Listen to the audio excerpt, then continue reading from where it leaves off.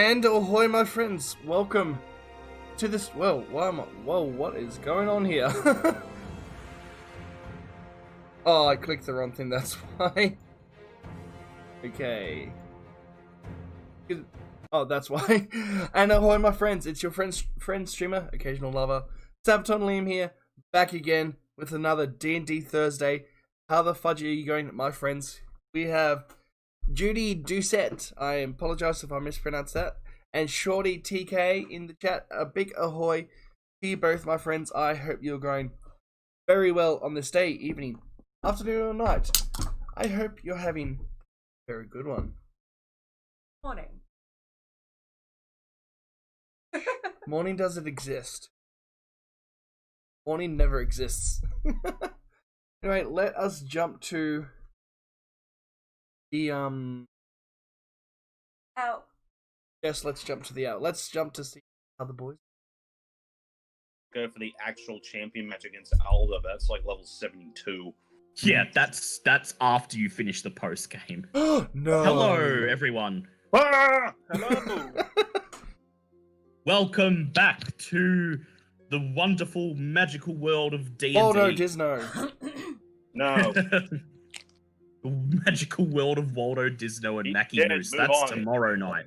No, he's Um, dead. He's dead. Well, yeah, no, he's dead, so it's not tomorrow night. Weep. So last week we had the pivotal fight against Duke Zolto in Iron Slag. You defeated him, and Milo performed the Curse of Yondalla, rewinding Princess Zastrid back to a infant and taking her as his own. It's now a day later. You have left Iron Slag. You've rested up on the Cloud Castle. And you are currently in the process of returning the Moon Elf Helani to her tribe, whose settlement is hidden away within the Moonwood. With the Cloud Castle, it is less than half a day's journey from Iron Slag. So you've had time to rest up, and then you've essentially rested up on the Cloud Castle as it hovered above Iron Slag. First thing in the morning, you've gotten up, locked in the way to the Moonwood, and are currently on your way. As you journey to the Moonwood, all of you are currently side by side with Milo in Milo's sleeping quarters, where a rather large, crudely made wooden crib has been hastily assembled by the Cloud Castle's kobolds, and in it quietly, peacefully sleeps an unusually large, black-skinned, flaming red-haired baby. My God, that thing is huge!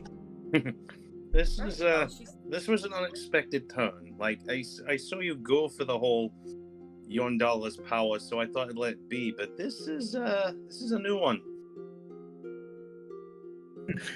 Milo leans over and takes a bottle of milk, and as he leans on the side of the crib, it shakes and makes an odd groaning sound, and one of the wooden pillars holding it up begins to snap.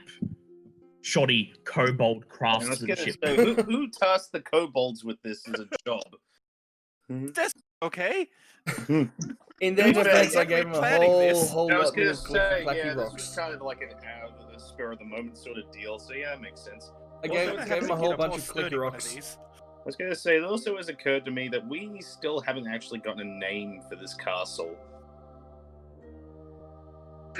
As you lean over and watch Milo feed milk to the baby, Bartleby just sits there on Nargle's shoulder staring at it and stroking his beard, and then he says, "I do declare I liked her much better when she was fully grown." I'm not going to acknowledge that. No.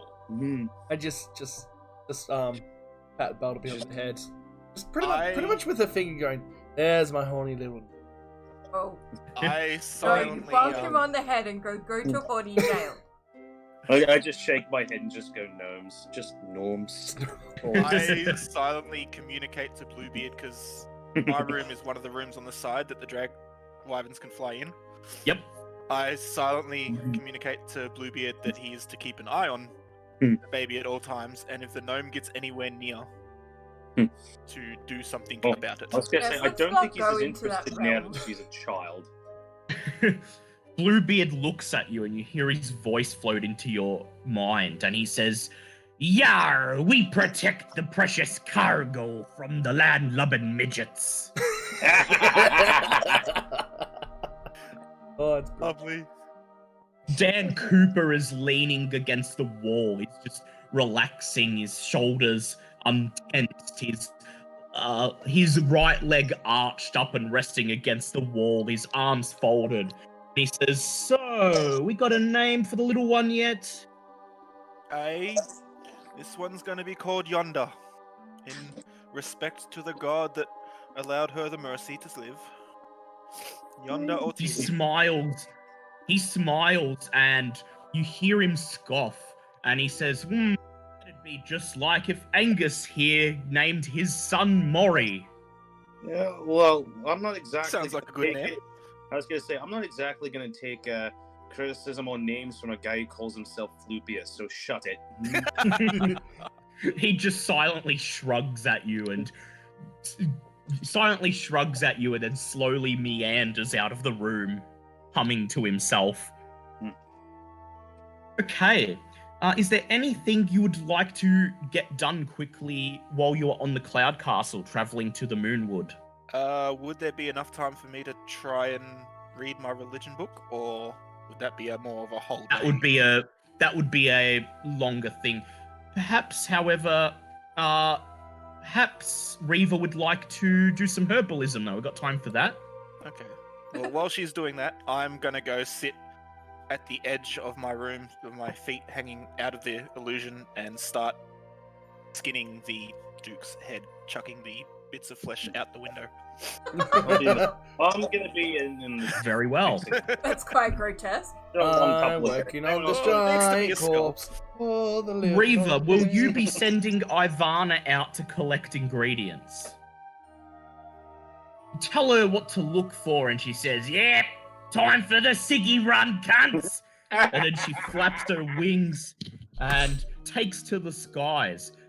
You now have advantage on a herbalism kit check as she returns with a pouch brimming with ingredients sourced from the local countryside.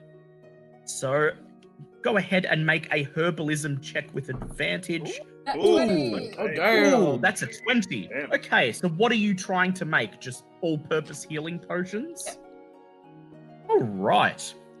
You may make, with that 20, either 4 potions of superior healing, 8 potions of greater healing, or 16 potions of healing.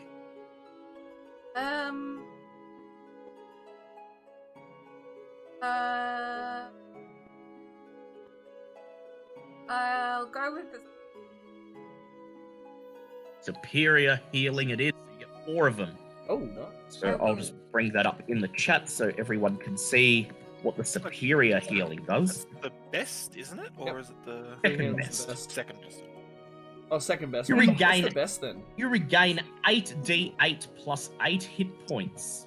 Hello. Hello there, Hey. Buffy. Hey, it's a Tom. Yeah. Oh, bad. We are just mixing some potions in the Cloud Castle as we head to the next destination. I'm mixing drinks in the tank because I need Yes. fun. So, who's going to get one of these superior healing potions? Yes, because you mixed them. Nargle. Was that a question? Yes, I have no potion. Remy If you offer me one, I'll take one. and Angus. If you're offering, happily take one. Yep, Angus. Thank you. Very well.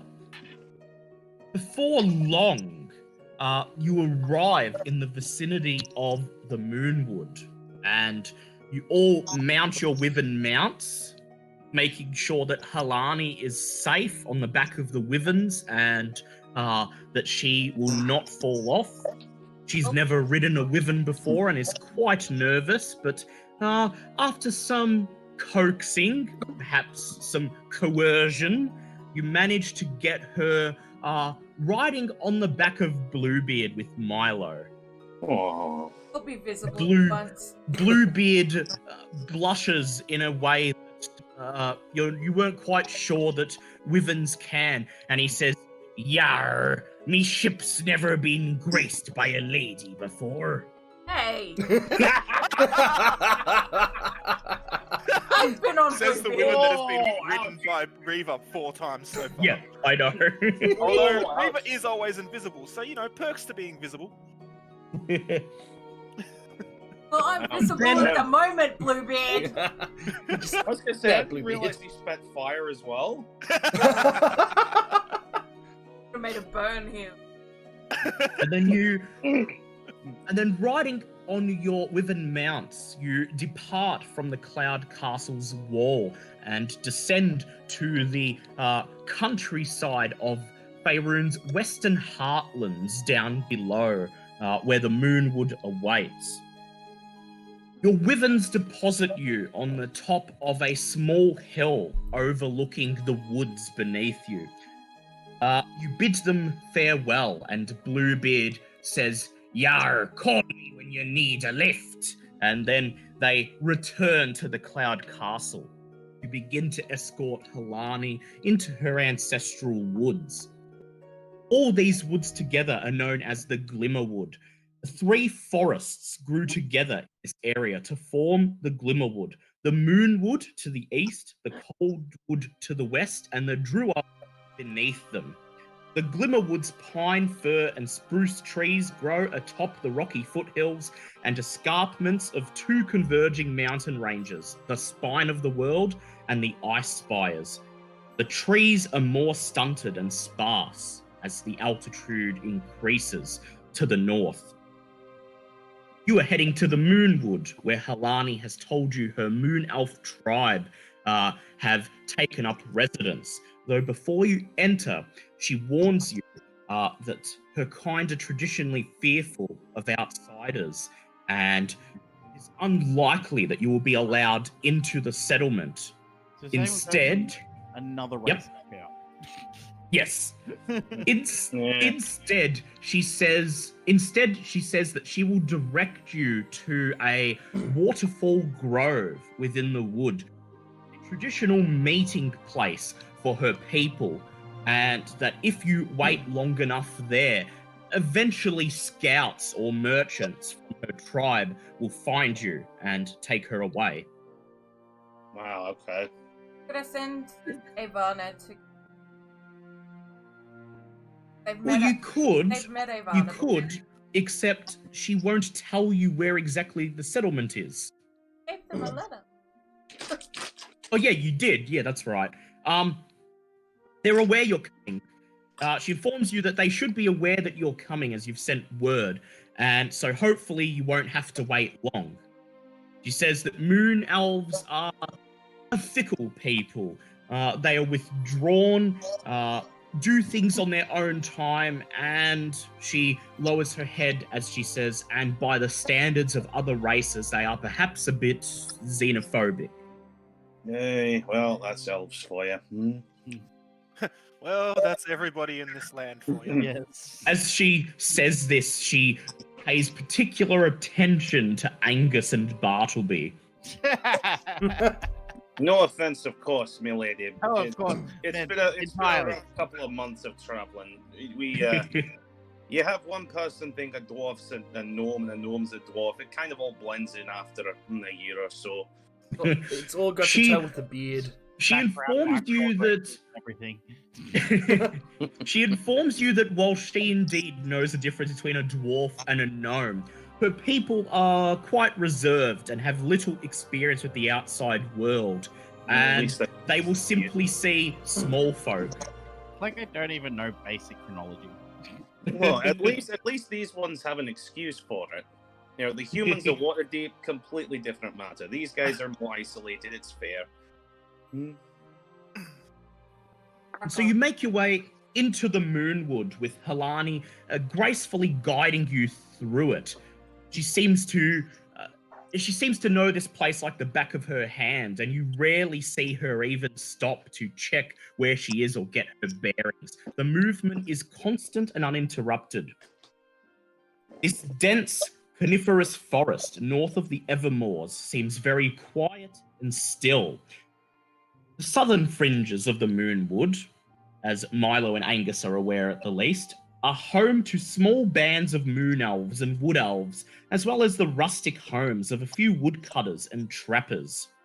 However, you encounter none of them as Halani guides you through the forest, taking you through a part of the forest that is far off the beaten travel, a place that most civilized folk would not think to tread. She informs you in a whisper to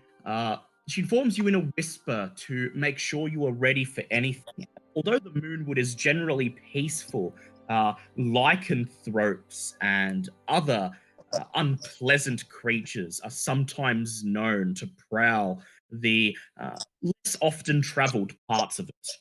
As she Now, says this, on that- I put a hand on my silvered whip.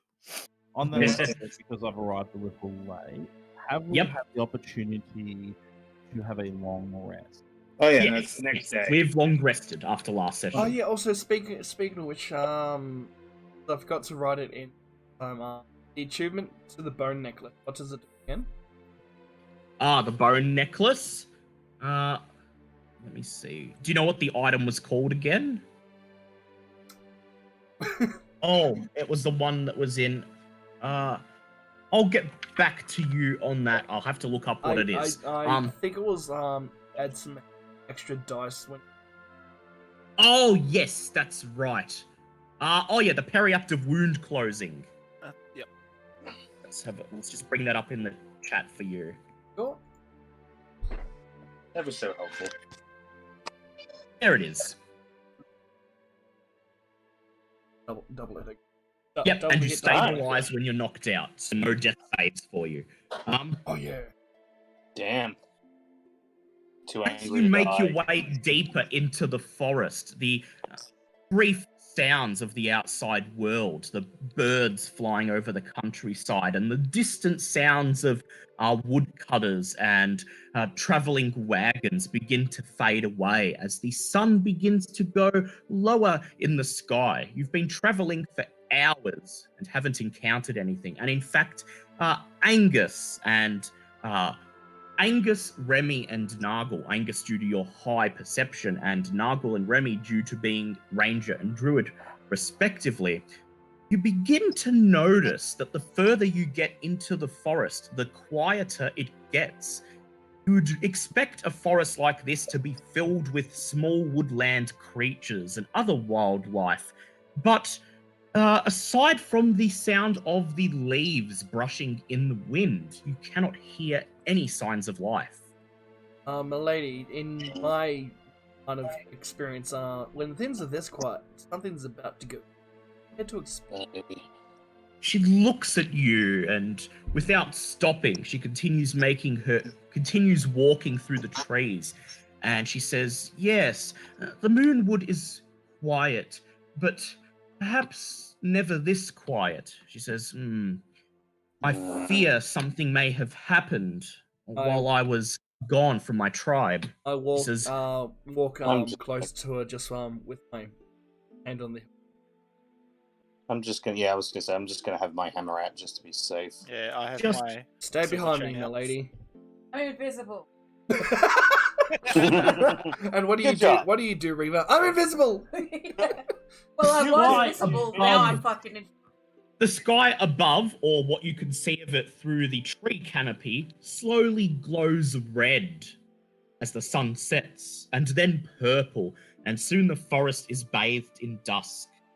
Halani finally leads you to a grove in the heart of the forest, where where there are a few trees, a large open grove of just rocks and grass, interspersed with an icy cold river and waterfall, containing perhaps some of the clearest, cleanest water you've seen in a long time. Can I walk on water yet? No. Yeah, we you don't have to haven't walk on it. You reach the edge of the stream at the foot of the Just 'cause waterfall, you can doesn't and mean then you should. Halani stops. She looks around, and then she bends over and begins examining the brush at her feet. She points out some well-worn tracks made by thin, small feet and shoes, and she says, "My people come here to meet and exchange goods with outsiders." She says, "Someone from my tribe should be here eventually." She says, in the meantime, this place is safe to rest for the night." Okay, who wants to take first one? I'll take. I was first gonna watch. say all the same. We should definitely take shifts if things aren't. I'll take first watch because I can see all around us with my robe. I see everything! My God, it's I horrible. see colors. I can see the music. You quickly set to work, pitching tents and laying out sleeping rolls, getting a campfire going, as you make a meal from your carried rations and fill it up with a refreshing drink from the stream. And then you prepare for the night ahead. You retire, all except Nargle, who stays up for the first watch beside the campfire. Nargle, you sit there, half expecting trouble, but lulled into a false security by the peacefulness of the grove, the eerily pleasant silence punctuated only by the crackling of the flames. Can I do a heavy slap on myself to stay awake? Yeah, you're not falling asleep. Okay. You're fine. I would like you to make a perception check with advantage.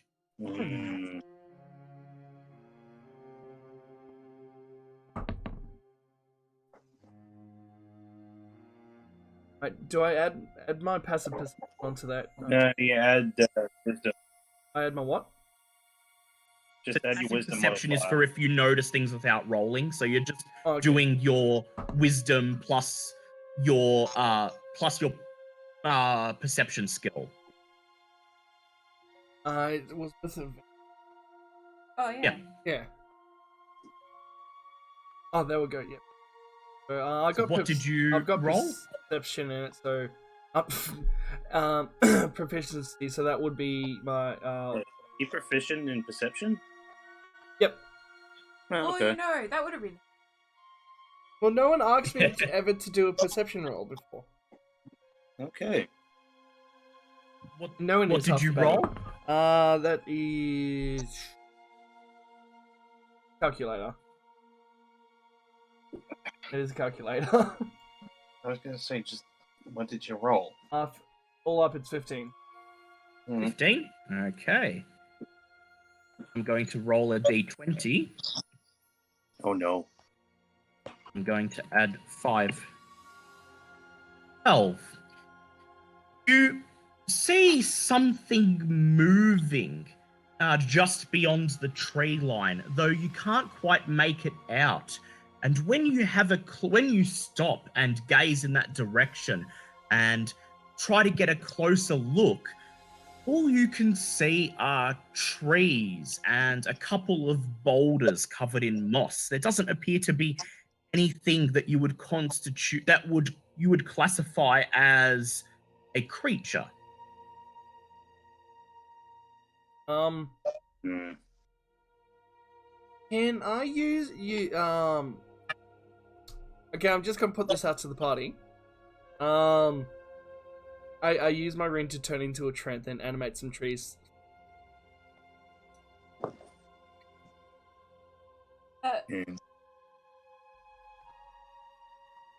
Well, the trees would go back to normal within a day. What do you guys think?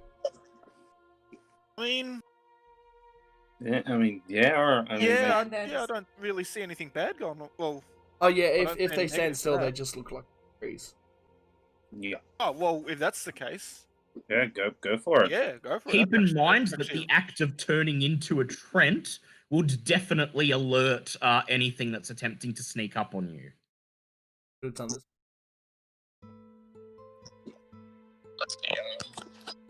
While you do that, I'm just putting this. All right, I will. Still looking in the the You could tell. Oh yeah. That works out. Yeah, whispered. Call out Glitterwind from underneath my coat because apparently that's where I keep them. Glitterwing pokes her head out and she says, "Ooh, a forest reminds me of home." I just asked Glitterwind to go and scout ahead and quickly come back and tell me. Glitterwing looks at you, nods in acknowledgement, and then flickers out of your vision as she begins to circle the perimeter of the grove. A few minutes later, she returns and she says that she found nothing moving in the tree line. No animals, no monsters. There was nothing but trees and rocks for seemingly miles around. All right, I want to wake up Reva and just Fuck you what? I don't trust what's going on here. Little Miss Sneaky Tiefling, can you go scout ahead for me? Okay, I'll stretch. Fine, you fucking dragon bastard. This is not totally acted. Reva, Inaccurate. I would like you to make a stealth check with advantage, Reva. Just like the idea of it just like shuffling across, going, god damn it. Just invisible, but you can still hear shuffling and grumbling. as she goes into the forest. Didn't even bring me Stupid a morning dragon. coffee. Oh no. How did that stealth check go? 15 plus 11, 12. Oh, So that's I fine. think you're okay. You make your way, you groan and turn invisible and make your way into the tree line. Whatever's there, if indeed there is anything there, doesn't notice you. And then you slowly begin to creep around, keeping your eye out for anything suspicious. Make an investigation check, please.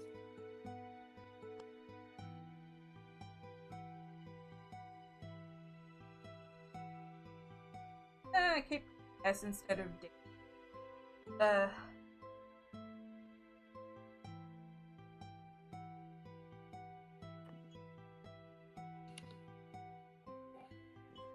18. Also, you might want to move to the general chat instead of art. Ah, yeah, I Oh, see where whoops. it checks to me. Yeah.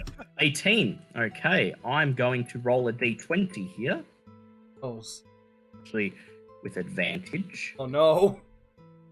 5. Oh no. 19. As you creep through the tree line, you see nothing at first, but then, before your eyes, you see what appears to be a mass of earth, mossy rock, and branches moving of its own accord, slowly shambling towards the grove.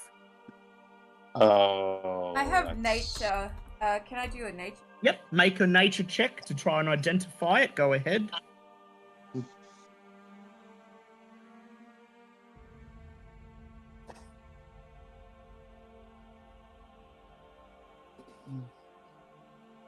17. You immediately recognize it as a shambling mound. A vicious and voraciously hungry plant monster animated by wild arcane magic.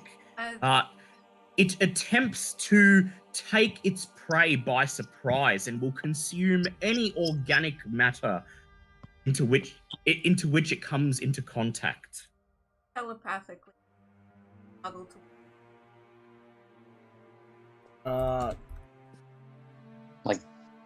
Yeah. Oh, fuck. I just go around the camp going, Ding, ding, ding, ding, ding, ding! fucking wake Get up, the you fuck up, cunt! get the fuck up, get the fuck up, get the fuck up!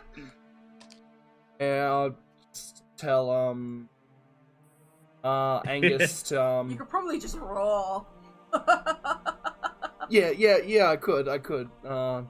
And just wake everyone up and tell Angus and Marlo just stay close to the princess. Up in the trees. Very well. I would like you all to roll for initiative, please. Yeah, I could do this with The advantage. shambling mound does not get a surprise round. And it can't surprise me.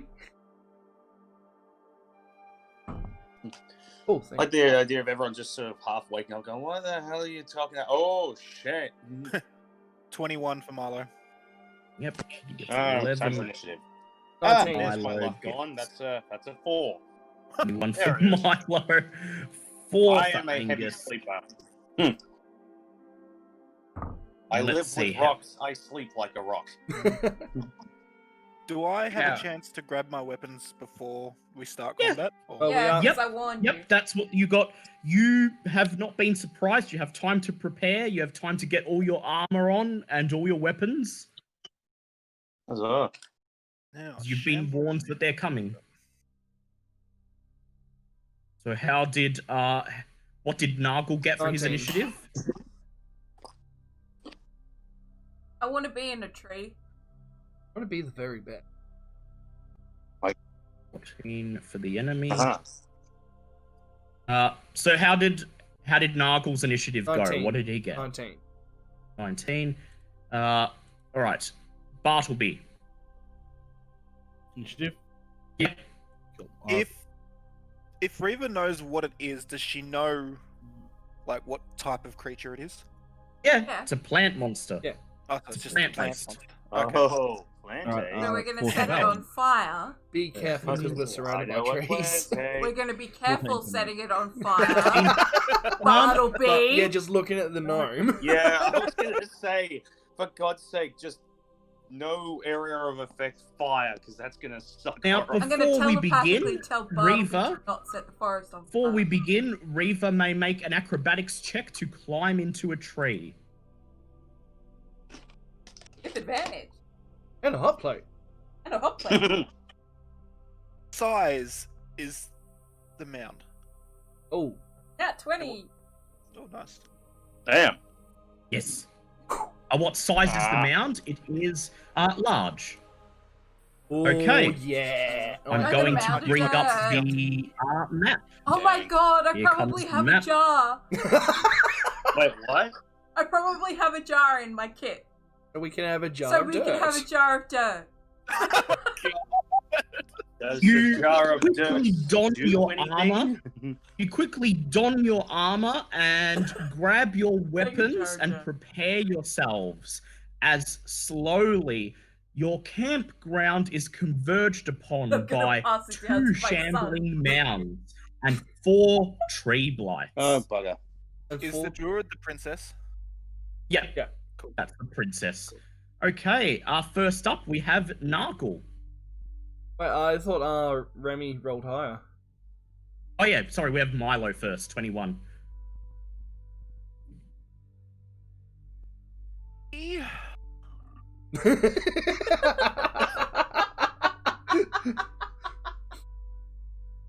I use my bonus action to summon Bluebeard. He's unavailable for the first so round, I'm- unfortunately. Oh, no, What happened to the baby? Actually, no, he'll be looking after the baby on Yes, the The as ramps castle. don't soon as- remember. As soon as the creatures begin to Yeah. emerge into view, Bluebeard wraps the baby in his wing and takes to Oh. the skies. Oh, I thought he'd already taken it back. No, to the no, castle. no. Dale said Bluebeard's not available for a spot earlier. Yeah, first round. No, yeah, I know. you But when leave we her in the landed, castle. Oh yeah, you left her in the castle. Yeah, okay, that's fine. He's available for this round. So bonus No, yeah, it action, was- summon yeah, when we Bluebeard. landed, you said. Yeah. Yeah. Sorry.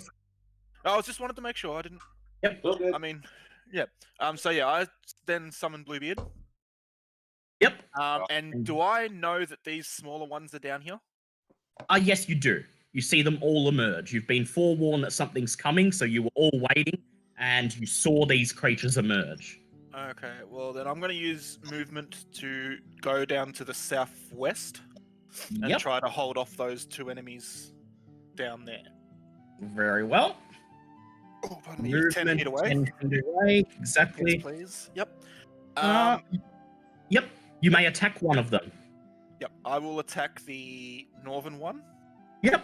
and I only get one One. weapon don't I, Yep. because I That's use right. the bonus. You use your bonus action. So I'm going to attack with my. Do I know what these are? These little ones? You can attempt a nature check Don't have as an nature. action. Uh, Then you won't be able to attack. Okay, no, I'm just going to attack with my cold whip. Yep. Go ahead. Oh, unfortunately, that was. Oh, hold on.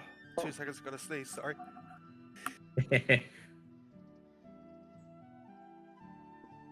Oh, pardon me. Bless you. Bless you. +8 to a hit. So that's a 15. That is a hit. Oh, cool. Roll for damage. Okay. So my cold whip is D8 plus D8 for cold damage.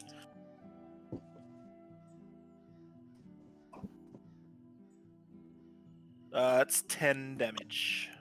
10 damage. So your piercing damage from your whip is halved, as the tree blights have resistance to piercing. Tree blights, okay. Yes, but you still deal some damage to it. So not a bad hit all up. And that is your turn. Next, it is Nargle's turn. Alright, well, first off. Yep. Just calmly, guys, stand back. Rage. Just every level. I'm angry now. Okay. I'll look at Dan and go, protect the princess, and I rush to the giant dirt mound. That's The you. blight. Yep. Rush up to the shambling mound. There you go. And then you raise your weapon. Roll to hit. Oh yeah. 25. 25. That's a hit. Roll for damage. Oh yeah. Okay. Okie dokes. Yeah, here we go. Here we go, sir.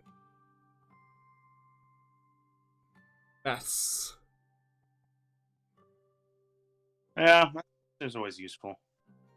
Well, I was gonna do that next turn because I use my bonus action. No, I'm using my axe. Azeron's Okay, not go fire. ahead. Yes. Yeah. Oh yeah, that too. I could always do that. And that is necrotic. Damn it. Or that I think you said it was just a technically large you have- creature, wasn't it?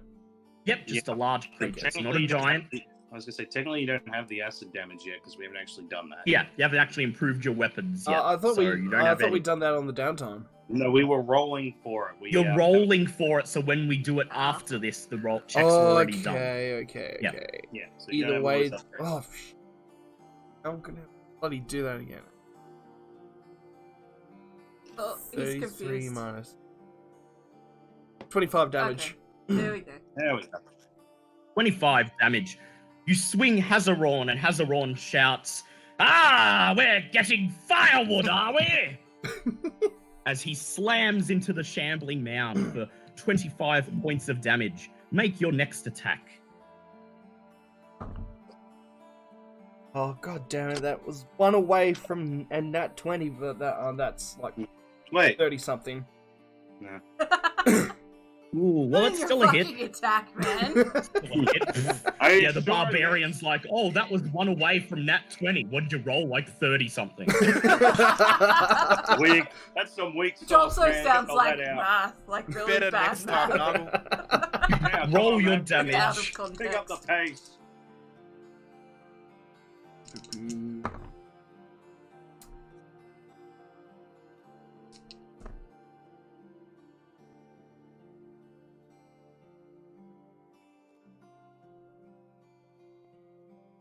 That's 22. 22. You swing Hazaron again and he shouts, I'll make you into matchwood! You deal some damage, chipping away a piece of the shambling mound's body. It is Dan Cooper's turn. He looks around and his gaze fixes upon Bartleby and he says, hey, check this out. God no. And then he snaps his fingers and blinks out of existence, and in his place is a Tyrannosaurus Rex. Oh, no. Bears, Wow. Real original, Dan.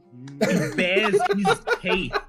He bears his teeth, and you notice that they are ever so slightly longer than the teeth on Bartleby's Tyrannosaurus Rex. Oh The what? We're measuring Tyrannosaurus now? Rex. It's now a Compensating my pissing cheek. contest. Pissing contest? Measuring Yeah. The Tyrannosaurus I'm Rex pretty gives you its very best impression of a smug, shit-eating grin. Yeah. I Sorry, really want to it was draw. Cool the first time. It was Yeah. cool the first time. Now you're I've just got an being a idea. dick. And then he rushes towards the tree blights ahead. Cast poly. Oh, he won't be able to attack. Yeah, no, he's not attacking. That's the Tom, end of his turn. Your voice is a little. Oh, just All right. It's probably just mic positioning. There we go. Yeah, that It was is right. now. It is now the enemy's turn. Yep. Okay, the shambling mound that is next to Nargle lashes out with some vines that emerge from its mass of plant matter and wood, and it attempts to hit you with its 2 slam attacks. The 20. Okay, that's going to be, let's see, 1 hit and 1 miss. Okay. 2d plus 4. Okay, Nargle, you take 8 points of damage. And now, I would like you to make a strength check, please. Oh no! Oh no! Not a strength. As it check, attempts to anything grapple like you with that. its vines. He's gonna Oh. die. Was that 43? 24. 24. Oh. It attempts to grapple you with its vine, but you quickly break this- away. I'll teach you how to grab your piece of shit. The 2 tree blights that are next to Milo suddenly leap forward to engage him. And You he got this, goes, buddy. I'm not looking to get attached right. Look, I'm out here.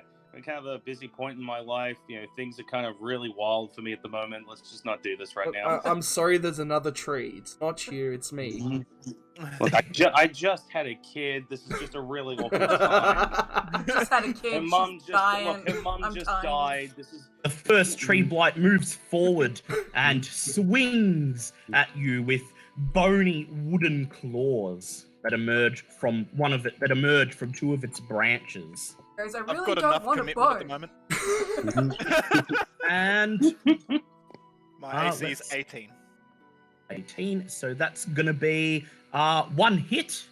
Okay. And you will take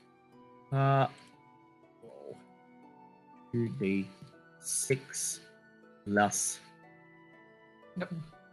2d6 That's okay. plus 4. That's okay. Okay, you take 11 points of piercing damage. You must make a strength save Okay. as it attempts to grapple you in its branches. That is a 15. 15, and you break free from the branches. I told you I've got enough commitment in my life at the moment. The second tree blight moves in, engaging you. It swings at you once again with its claw-edged branches. And that's 2 hits. Ooh. Ugh. You take Is that 2 strength Why- saves or just 1? saves. You take 25 points of piercing damage. Ooh. Why Please did make we 2 split the strength party? saves. Why did we split the 2 party? seconds. So it was 25, was it? So that's... Yep, 25 points of piercing damage. That's 31. So my first strength save was a 25. That's a pass. And what was your second? My second was a 16. 16. That's also a pass. Nice. Told you! No commitment! Okay. Who means no? One of the tree blights runs onto a nearby cliff. How I and then get he back to the point, opens, Dan? he opens his branch-like arms and lets loose a barrage of spines in the direction of Angus. Oh, well, that's just great. You have a Tyrannosaurus Rex in front of you. You think, nah, fuck that. I'm going to go fight the dwarf. Fuck this And- shit. Take out the tiny folk. That you manage to block all of the spines with your shield, and there's a ting ting ting ting as they bounce off the metal uselessly onto the ground. Hey, still beats wood, learn it. Lets loose with another barrage, Oh, shit. and this time he hits you. Oh no. Ow. Oh, Splinter! Worst pain ever! Take 9 points of piercing damage as you are pelted Fucking with little splinters. wooden spines. Great, that's going to be splinters for days now. That's just great. The other tree blight tries its best to attack Dan Cooper in T-Rex form. Could at least try a different animal. 'Special carrot next. 20. And Dan Cooper rips out with his tail, knocking its arms out of the way. No. There is a shambling mound. The shambling mound moves forwards slowly. That doesn't seem slow I was at about to say, all. that doesn't Holy look shit, slow. okay. That didn't Moving seem up slow. towards Angus. And it Oh. lashes out with 2 slam attacks. Oof. Great. Oh. And that's 1 hit, and the other one you manage to block. Great. 17 points of piercing damage. Make a strength save, please. Ready? 18. 18. It attempts to wrap its vines around you, but you hack them away with your hammer and duck underneath, running away a short distance. Bartleby, it is your turn. Alright, You're in the same square as Nargle unless you choose to get off him. look. Oh, fuck it. I'll just dinosaur form this turn. Alright, dinosaur form it is. Dinosaurs for We've got days. 2 dinosaurs. Yeah, okay, this is fine. Let me get the T-Rex icon. Oh, so Baldwin gets a T-Rex icon, but Cooper doesn't. Yeah, because Yep. he did No. it first, Because I'm so the he OG gets the dinosaur. icon. The OG Yeah, you only get an He's the icon. OG. You only get an icon when you're being original. Suck it! We have no Bartleby chance- we have no suddenly time for turns punches yet. into a T-Rex. Even though its teeth are not as long as the one on Dan Cooper's T-Rex, it still looks at him with a smug shit-eating grin and winks, knowing it's the OG one. T-Rex has a nice little portly gnome belly as well.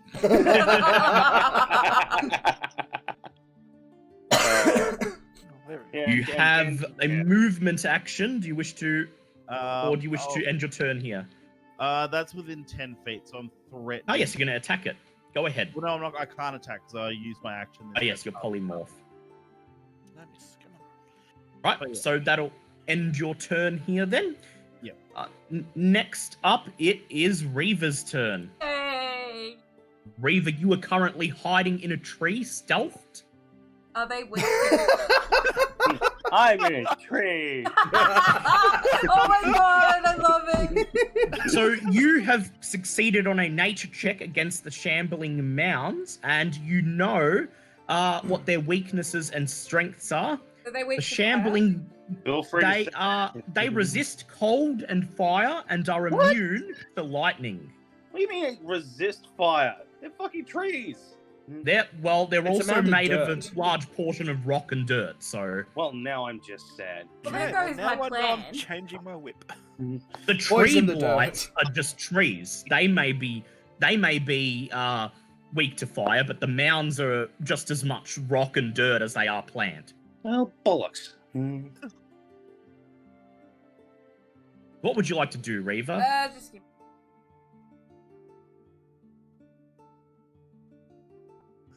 Yeah, I was gonna set I was gonna set it my on sword on fire. fire. I was so ready for searing spikes and just burning things, and now I don't feel like it. You can come down and help me. I have a shambling mound in between me and you. I don't think that's going to work. I will cast Ray of Enfeeblement On the shambling mound. on that motherfucker. Can I Good choice. just say that I hate the word shambler? Triggered like a... Shambler. I do get triggered Wow, really? because of the dimensional shamblers. Oh, yeah, fair enough. Fair enough. We go. A black Well, what- beam of enervating energy springs from your finger towards the shambler. Ranged spell attack, please.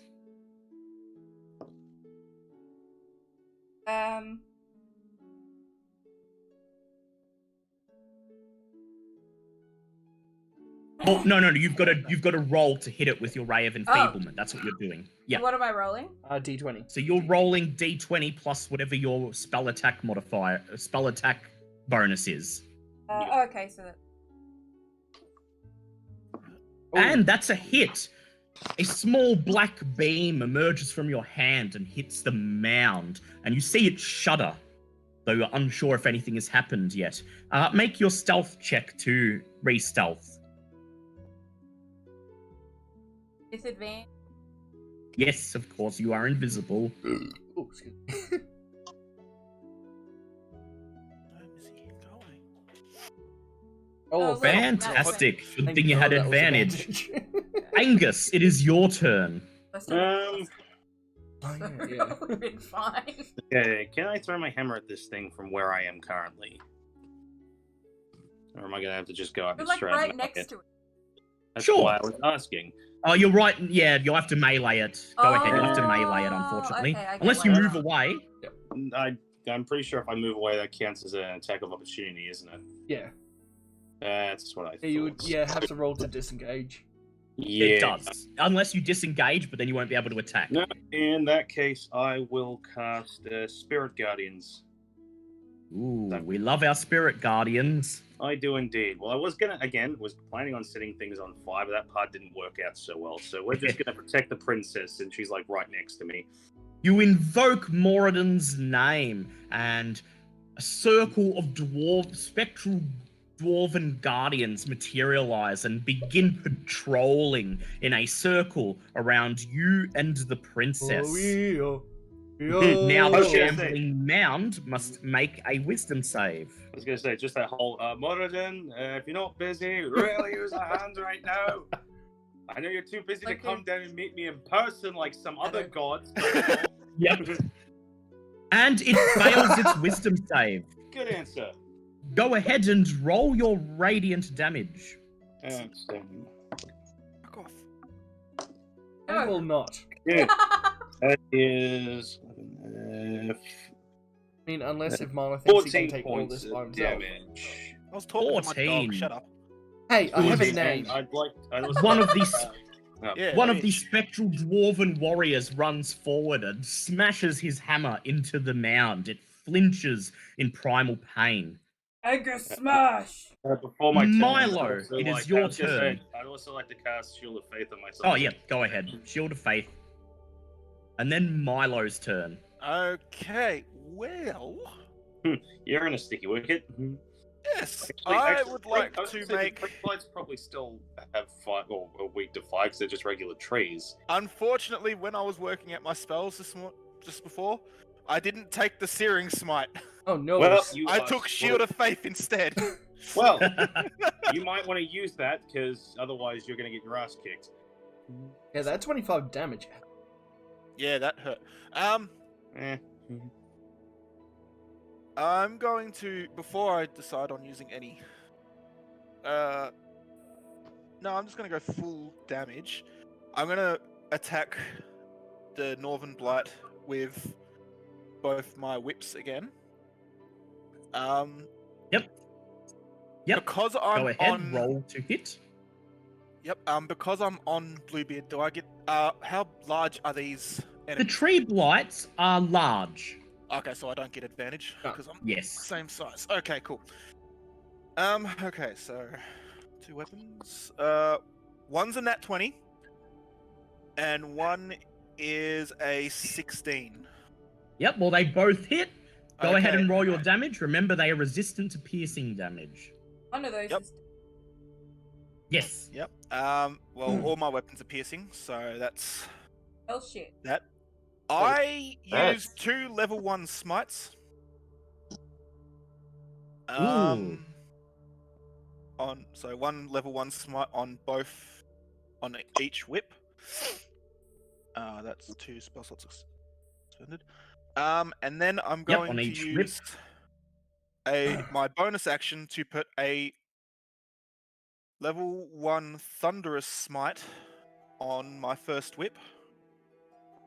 Now I need to work out just how much damage that is. And stupidly, I don't have Player's Handbook open, so I can't see. Yep. Sorry. Lovely. Missy, piss off. Thunderous My smite. father, I love you. Yeah, I know, and I'm patting her the entire time that I'm playing. It's just right now I've got my hands full trying to open books and such. That's like Professor. That's He- dogs like, you for must you. have your Yeah. hands full all the time. mine's just happy to be at my feet. Not that way, Missy. This way. Okay, The okay. internal struggle. The Surprise, Divine onslaught Smite isn't bothering is him. 2d8. Because I'm in my First little level. sanctuary out the back. Yep.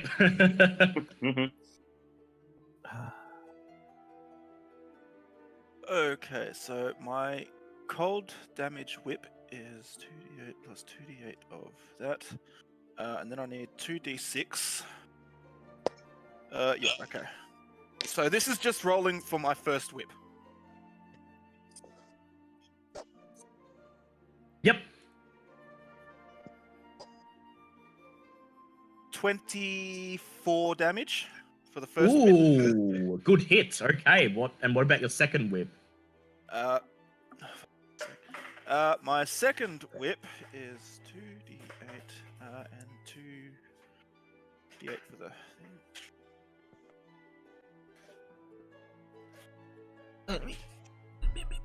22 damage. That was with necrotic.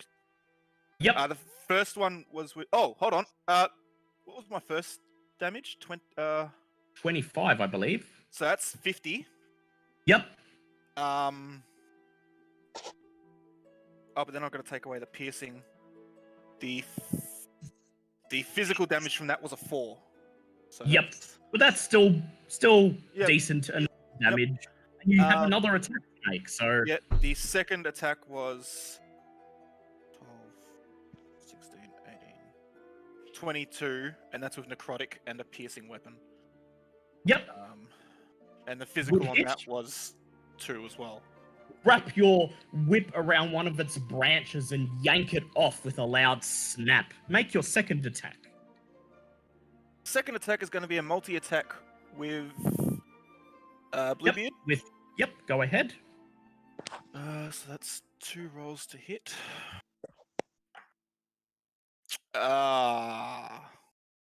Which, so that's plus 7 to each one. So that's a 13 and a 10. So I think they both probably miss. Unfortunately, they both miss. The tree blight, despite its size, is quite nimble and quickly dodges out of the way. Okay, Nargle's turn. Yeah. Come on, you talking idiot. Let's do this. 33. 33, that's a hit. Go ahead, roll for damage. You sure 33 hits? We can check. Mhm. You know, one day I will say, no, that doesn't hit. And then we yeah, will shit ourselves. Collectively shit. Yeah, we collectively as a group shit our pants. And then it's like, Because, Bartleby if we cracks his can't get it, knuckles then and no one go, else can. well, that means it's time for area of effect. What's that? Nuke everything. Nuke everything. Dodge this. Dodge this 9th level fireball. That is 24. 24 damage, good hit. As Aron shouts, "There's enough firewood here to last for months!" Make your second attack. I enjoy that Hazaron reminds me of Mark Hamill's Joker. 15. 15, that's a hit. Roll for Oh, damage. wow. Yeah, they only Ooh. have AC 15. Oh, Oh, alright.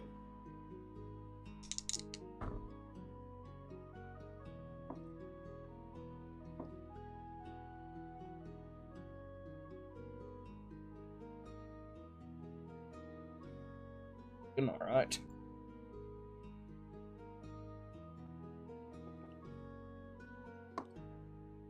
I love how M1's 10 minutes late is over an hour.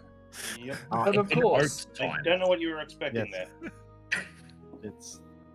It's Oaks it's time. an intangible thing. Oaks time. That's also Oh, it's just a 24. construct. That's 24, another good hit. And Hazaron shouts, "Why so serious, tree man?"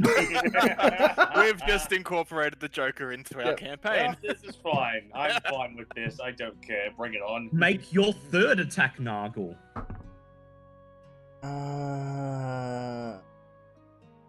34. 34, that's a hit. Roll for damage.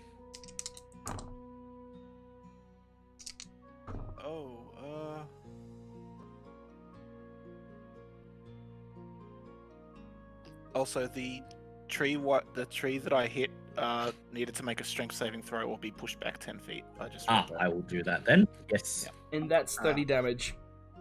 30 damage. Jesus. Grab.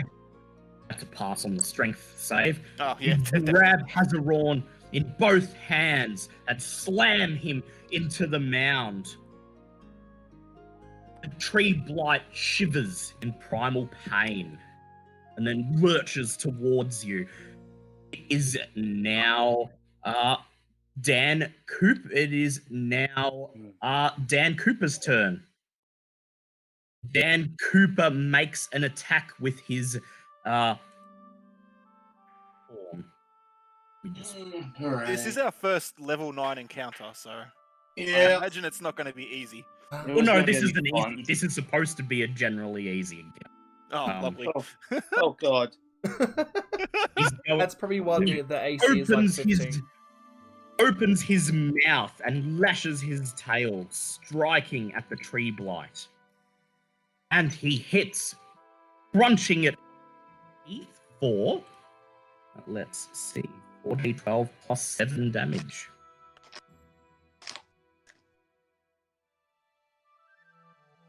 $39 points of damage to the tree blight. Nice.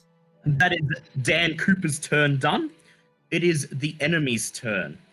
First of all, the tree blight that's fighting with Nargle lashes out with 2 of its vines, attempting to shambler? slam you. I'm in the shambling mound. Oh, that's right. Shambling mound. Oh, And- yeah. It misses, and it also nat 1s. Just headbutts the ground. Back itself. It hit itself in confusion. Hits the next adjacent viable enemy, which in this case would be Bartleby's Tyrannosaurus Rex. Oh, Brutal. Rar. Bartleby, you take 15 points of piercing damage and you must make a strength save. And I've what? Sorry. A strength You save. take 15 points of piercing damage and must make a strength save. Sure. Oh, I thought it was a strength check. What's the save?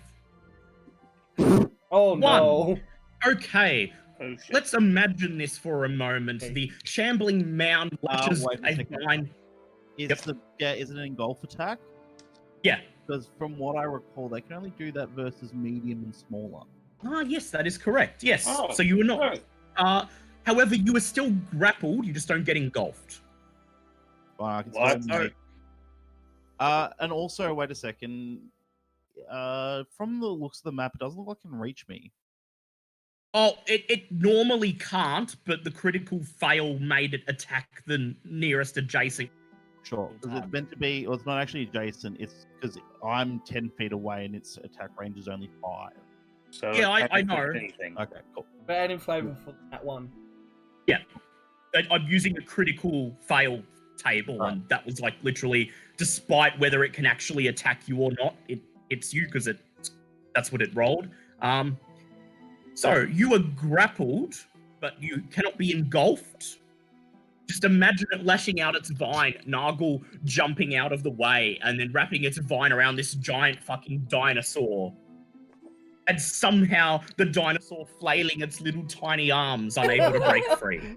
Okay, I have to ask, just out of curiosity, when you say engulfed, Yeah, it can, medium or smaller creatures, it can pull them into itself and just suffocate them.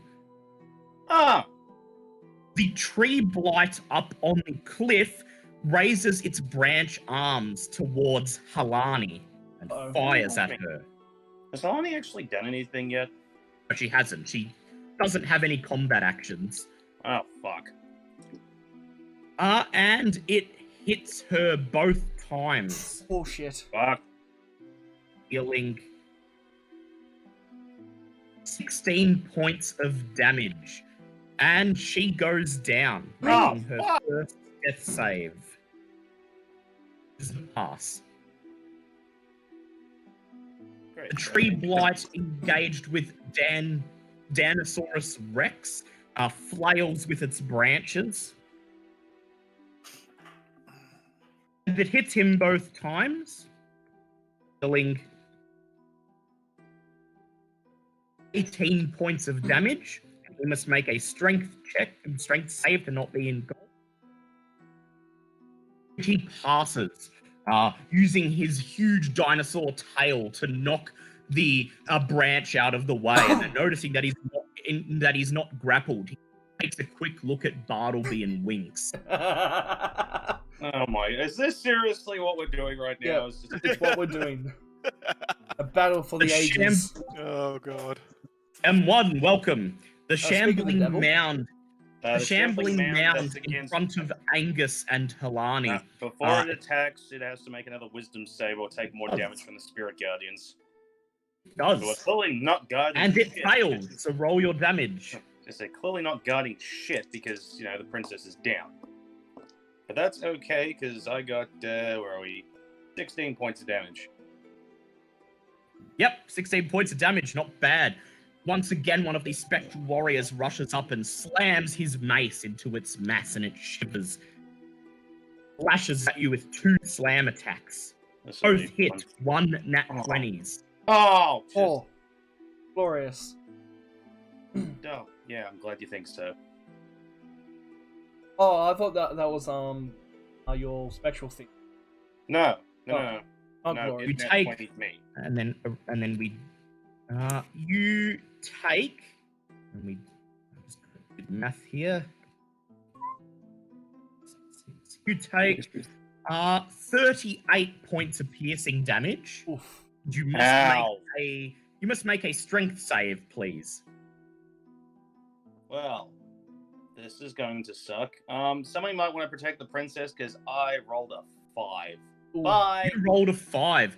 You are suddenly caught up in its vines, and it begins to pull you towards its body, using its engulf attack. No. You are blinded, restrained, and unable to breathe as it shoves you into its mass. Make a constitution save, please. Ha!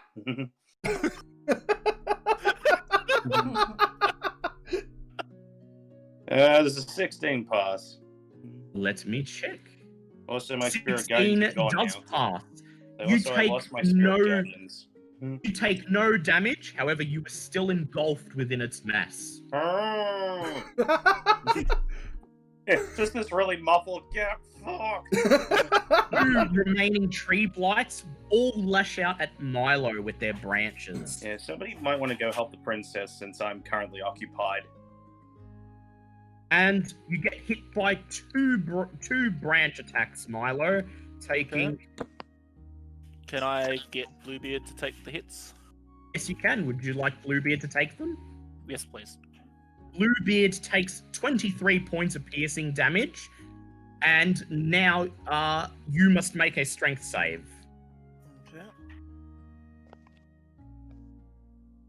That was a 1, so I get to roll again.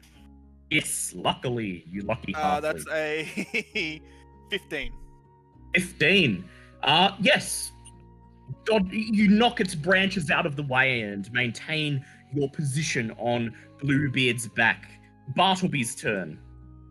All right, I'm just gonna rip the shit out of the thing that's grappling me. It's Mound. All right, go ahead. All right, does a T-Rex. Does a 17 hit? That hits. Roll for damage.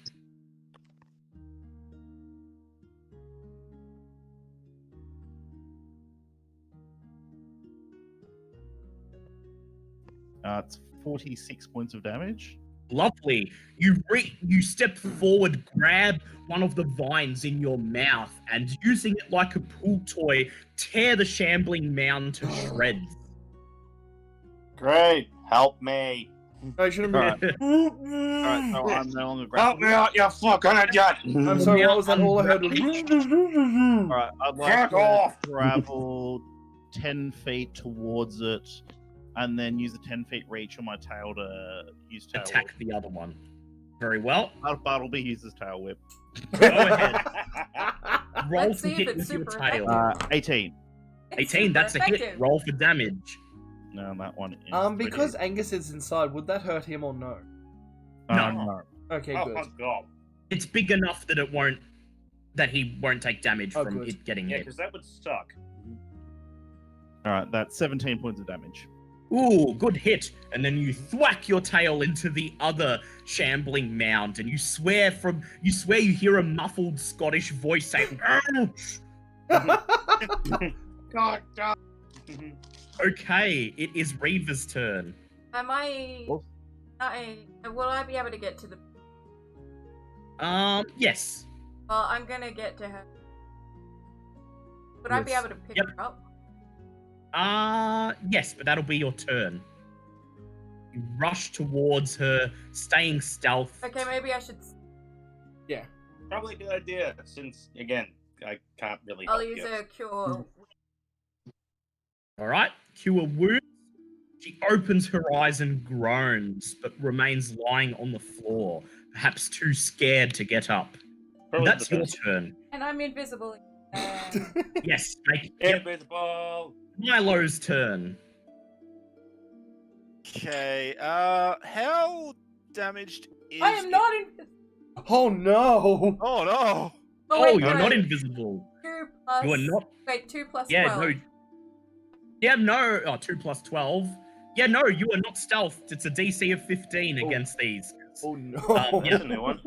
How injured is the North Tree Blight looking? He's looking like he's about to go down.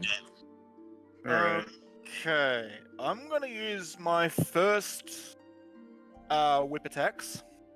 My first attack, so to hit with both my whips. Yep, go ahead. Please. That is a 22 and a 15. Ooh, they both hit. Roll for damage. Okay, so that is just.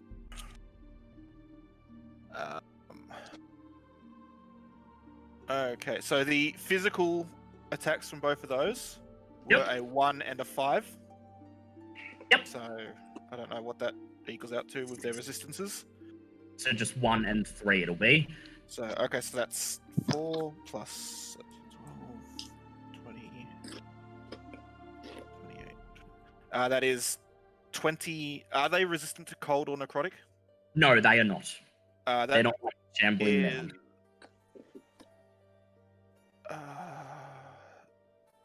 29 altogether against Ooh. that Nice. one. Good hit. You quickly and effectively dismantle the tree blight. Then Make I your would like next to use my movement Yep, your movement. to fly towards the shambler. Yep. I know that I'll take a Attack of reaction- opportunity. attack of opportunity, but Bluebeard will take that, hopefully. We shall see. If it hits you, it's going to get an Hey, attack dudes. of opportunity. Do I use my AC or Bluebeard's if I'm going to do it? If you're directing the attack onto Bluebeard, then Bluebeard's AC. Okay, his AC is 13. 13, it's a miss anyway. Okay, He manages cool. to get out of the way before the branch hits him. Okay, and has Reva told me what the No. resistances are to the shambler? Yeah. Well, she telepathically communicates with everyone, and that's a free action. So So she would. yeah. That they are resistant to cold and. and Fire. fire. You know this, yes. Okay, yes.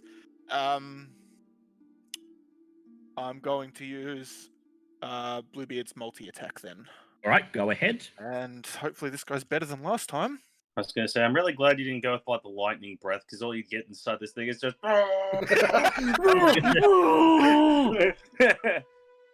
Oh, for I'm going to fuck's use sake. lightning. No. That's an 11 and a 10. Oh, Yep, God. unfortunately, both misses. I'm not using those dice anymore. Bluebeard is enough. unable to pierce the mass of the shambling mound. Nargle, your turn. Alright, how high are those cliffs?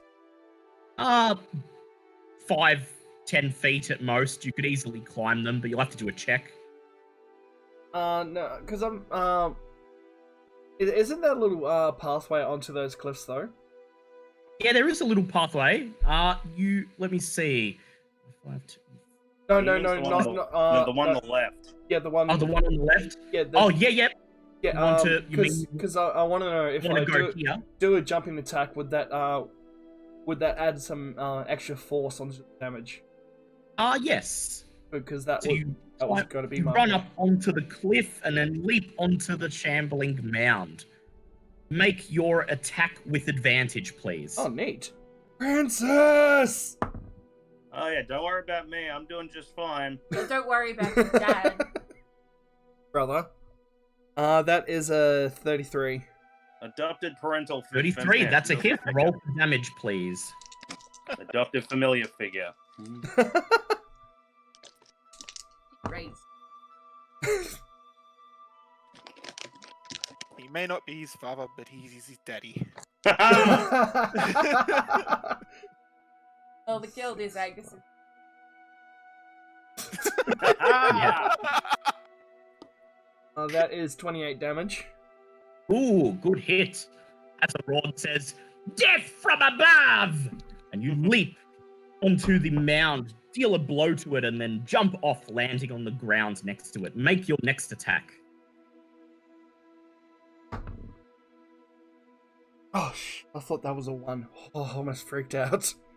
The look of these dice is deceptive. That is a 19.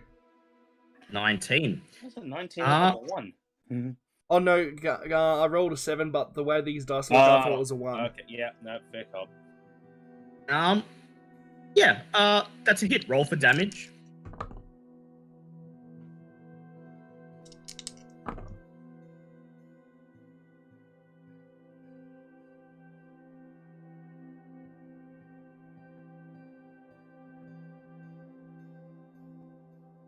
$25. Good hit. One more attack, please. On nat 20. God damn it, it's a fucking 19. Well, that's you still gonna poor hit. thing. Roll for damage. Just be glad you're not rolling ones. That was...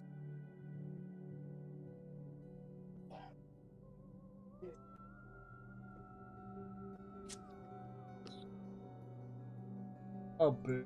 18 damage. Oh. 18 damage. Well, it's better than nothing. It is Dan Cooper's turn. He unpolyphorphs out of T-Rex shape and casts Hellish Rebuke on the That Wait, makes tree sense. blight. Can Still does the in raw in shit. polymorph. He Can... just Okay, sorry, I didn't. Yeah, he poofed out. deals 3d10 fire damage to it. That tree gonna burn. Burn it to the ground. 25, otherwise known as 50 points of damage. He Ah, sets the tree blight on fire and it burns into cinders in front of him. Do you have a one-liner or anecdote for that, Dan Cooper, as you burn a tree monster to a crisp in front of you? I want to take this short break for a quick promo of Jim's out back mowing. inside the shambling man, all you can hear is just this. Disco!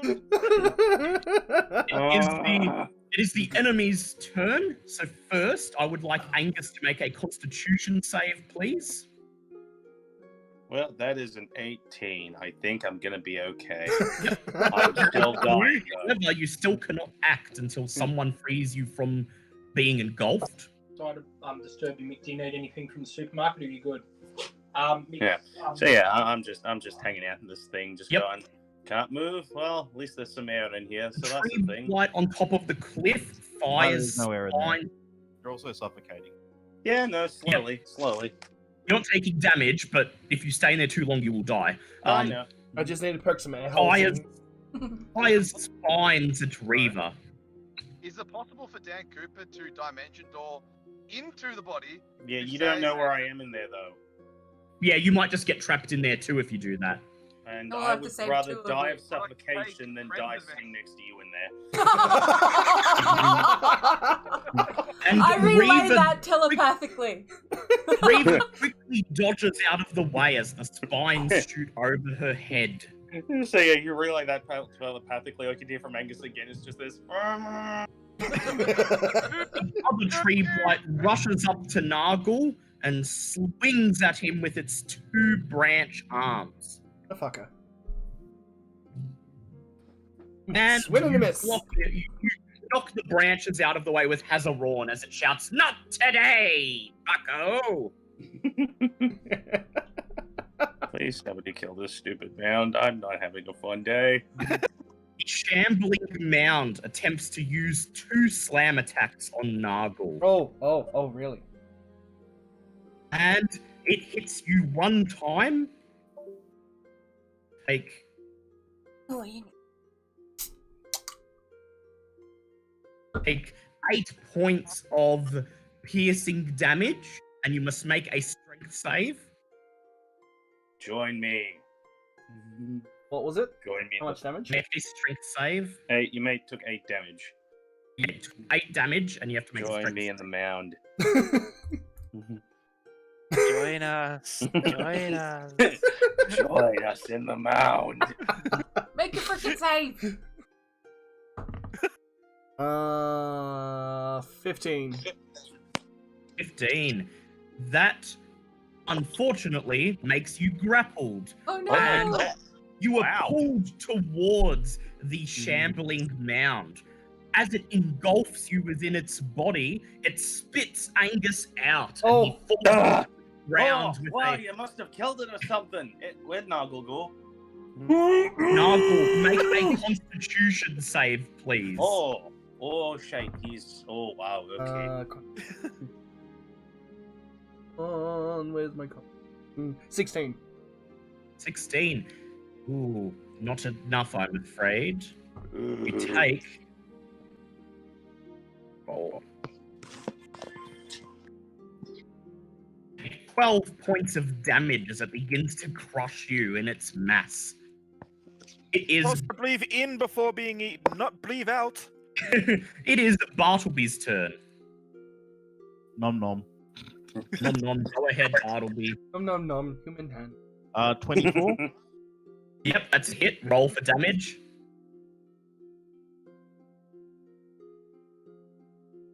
The wizard become a fucking druid. This is fine. When it As long gets as kills polymorph, the that's stupid when. thing Let's The see. thing about wizards, they can do anything. 28. Good hit. You wrench you bite it with your teeth and rip away. Make another attack, please. Someone pull me out of this thing. Oh, wait. 18. Yep, that's a hit. Roll for damage. This was tell 3d8 or 48. 3. Yep.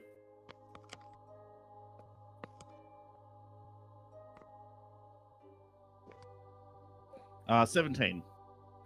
You swipe at it with your tail, sending it flying into a nearby rock. It hits it, shudders once, and then ceases to move.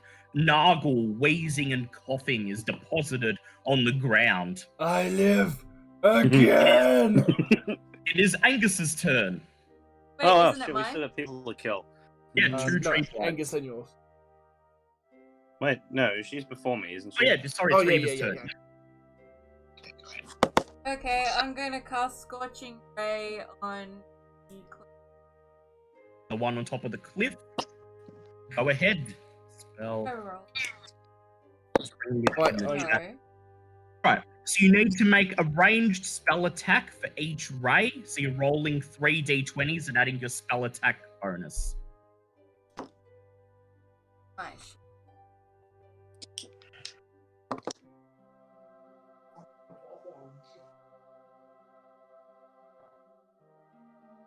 +8 to Yep, so those are all hits. So you deal 6d6 fire damage to it. Oh god, this thing's gonna die. Jesus. This is going to hurt. 23, 46, and it falls over, burning to ash in front of you. Yay! Angus, your turn. Okay, One well, I haven't thing had a light chance to do remaining. this goddamn thing all day. All I've done is suck horribly and get eaten, so I'm gonna lob my hammer You're at that thinking stupid like a tree champ. that's left. Wait, after that, I want to rush straight. Oh, yep, alright. so Yeah, just I need to move make on. apologies to her once I'm done. I'm Right, sorry Angus, I you got eaten. Yeah, Go ahead. hammer this Angus. thing's large, not giant. It's large, yes. Alright, so I'm gonna take a lovely two-handed throw at this lovely thing. And clearly I'm pissed off after being eaten because that's a nat 20. Oh, Ooh, the hit, double it. Okay. Not all your luck was used. Well, it was when I was getting eaten alive, but clearly I had a little left in me. Okay, well, that's gonna be... Oh, an that's got 18. triple damage. I was gonna say, no, well... Oh, no, you're not using a yeah. smite. No, Sorry. No, I'm not using the smite. That's gonna be 18 points of regular damage and then 14 points of fire damage. death. I suppose I have to wait. I'll does do that get it. doubled- Does that get doubled again? Yes, it does. So Okay, that'll well do then it. 14, 28 plus 9, plus 18. Just, it's dead. It's fucking dead. Your Burning hammer. The hammer crushes it, falls to the ground, and then bursts into flame. It And what do you struggles do, Angus? I cast death. around. I'm gonna start Then- kicking the shambling No. down for a minute just to. Just kick it. Just. That is the end of combat. I put my hand on the lady's. Are you? She looks at you, takes a deep breath, and she says, "Thankfully, you are here to protect me. The forest has turned wild in my absence. Yeah. Seems. I'll give her a hug. Just Put my cloak around. say, as you're doing that, I am still kicking the shambling man that tried to eat me, but I do quickly turn and go, "Thousand apologies for not being able to protect you, my lady." Yeah, I'm joining you. I'm joining you in that as well. I'm just going, fuck this. It's firewood time, and pull up the axe and just. You guys are just beating it up, and I'm there. Yep. Well, yeah, Meanwhile, you're doing the comforting sound of, thing. I'm just apologizing because she got taken down on my watch, and I'm slightly mad about being eaten. Meanwhile, you hear the sound of wood being crunched, and you look over and you see T-Rex Bartleby just Fetch, Bartleby, fetch! I was gonna say, oh yeah, you're still doing that. He's just picking it up and going. Throw shaking him it. a stick. Throw him a stick. Go on, Cujo. Go play, boy. Cujo barks, and instead of rushing towards the shambling mound, he runs to the nearby stream and starts rolling around in the water. Oh, great. A muddy dog. He's not muddy. He's cleaning himself. He rolls around in the water, and then a few minutes later walks slowly back into the midst of your group, and then shakes himself, spraying you all with spring water. Well, Sir, unfortunately, the only please. person that could... I was going to say, the only one that could possibly dry him off is too busy eating trees at the moment. So, who's going to tell? These wankers have any bellies? They're No. trees. No, it's just going to be wood. Moving on. But I am gonna get a jar of dirt. Yes. You do that. I got a jar of dirt. Trips down the stairs. At this point, suddenly you hear a loud thunk as Adding an that- arrow lands in the trunk of a tree right next to you. Frick. And you hear someone shout in badly accented common, "Halt! State your purpose!" We're here to return the princess to you. And we almost died protecting her. You're welcome. Took you long enough.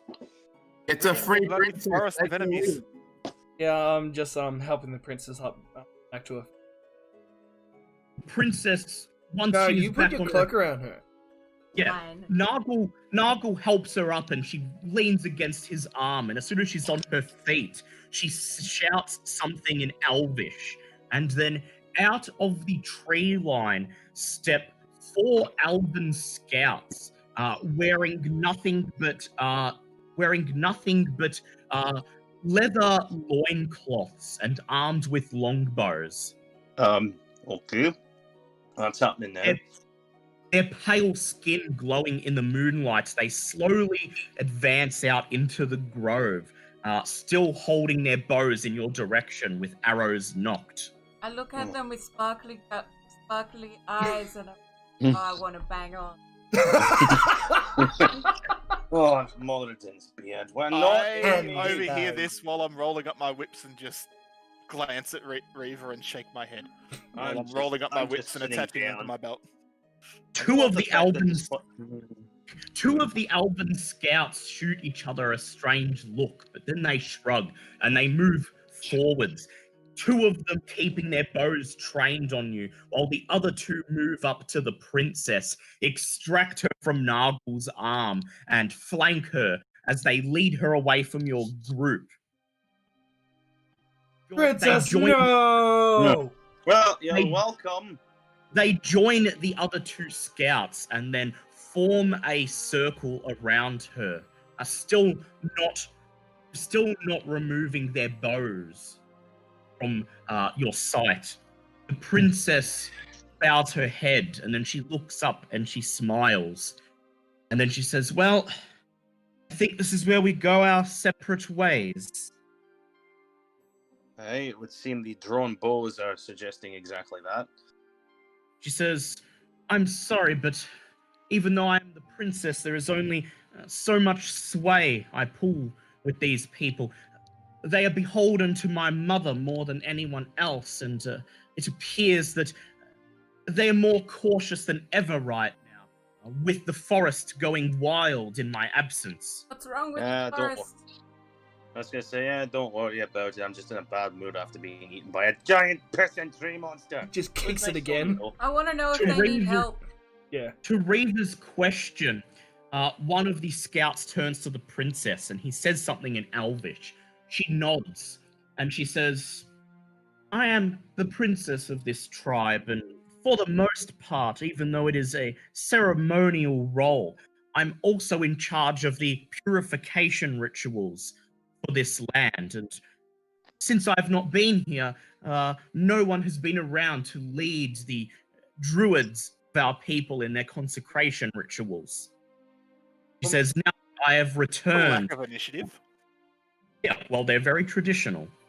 Well, they- She shrugs and she says, "My people are, well, one of their many faults, in my opinion, would be that perhaps we are a bit too traditional. But now that I have returned, the forest shall be put right.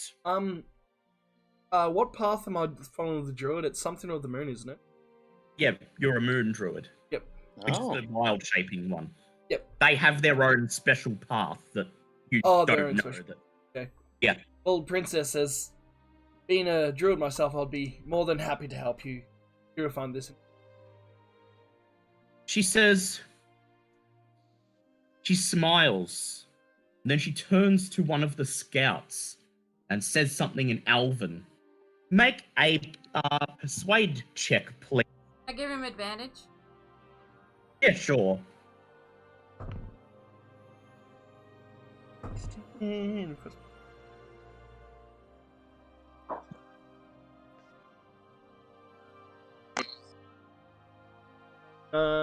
Yeah, 19. 19. The scouts think for a moment, and then they nod, say something in Elvish back to her. And the princess says, very well. The situation is dire in the forest, and the scouts think that they may be able to convince my mother that any help that we can get is worth it, even if it comes from an outsider. She says, very well, Nargle. Follow me, and we shall begin the ritual immediately. Bye, The rest of game. you, Wait, the Not rest fun. of you, remain here in the grove and rest up. Do not worry. Your journey has not been for nothing, she says, and then smiles once again as lead her and Nargle into the tree line. So, you all get a long rest, because Nargle will get a long rest after this. So, Nargle, Yes. I would like you to please spend one of your spell slots and make a nature check. Okay, the second he wanders off, I just go, you know what? Fuck it, I'm going back to bed. This is bullshit.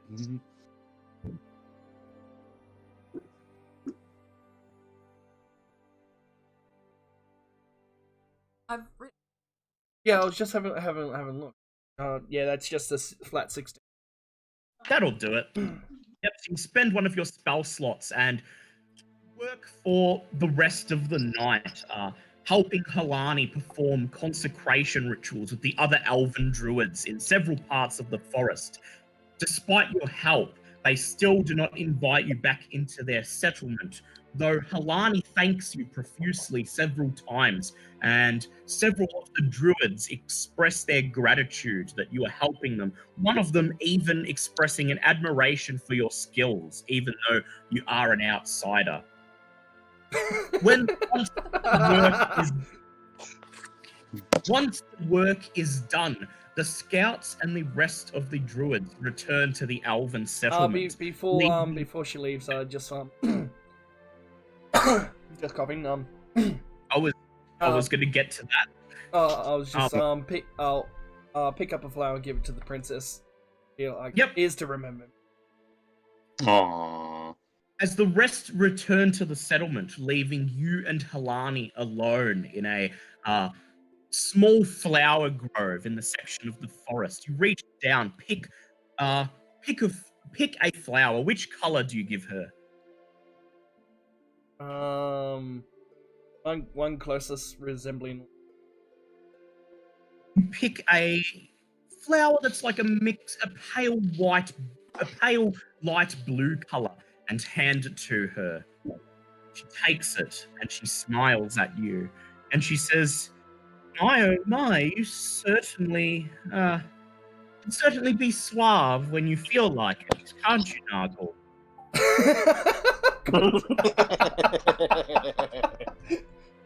Well, milady, I've definitely come a long way over these past few months.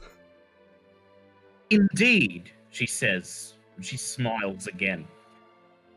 We skip to the next morning, when you've all gotten up in the grove, you're packing away your tent and sleeping roll, and you look around, expecting Nargle to have returned by now, but he hasn't. Shortly after you finish your breakfast, You see a large humanoid silhouette in the tree line. You reach for your weapons, expecting another tree blight, but then out comes Nargle with a rather large, satisfied grin on his face. His walk almost a strut as he enters your Reaver's gonna kill him. campsite. Reaver's gonna kill him. I'm just gonna look. I basically just. Oh, oh no. Oh boy.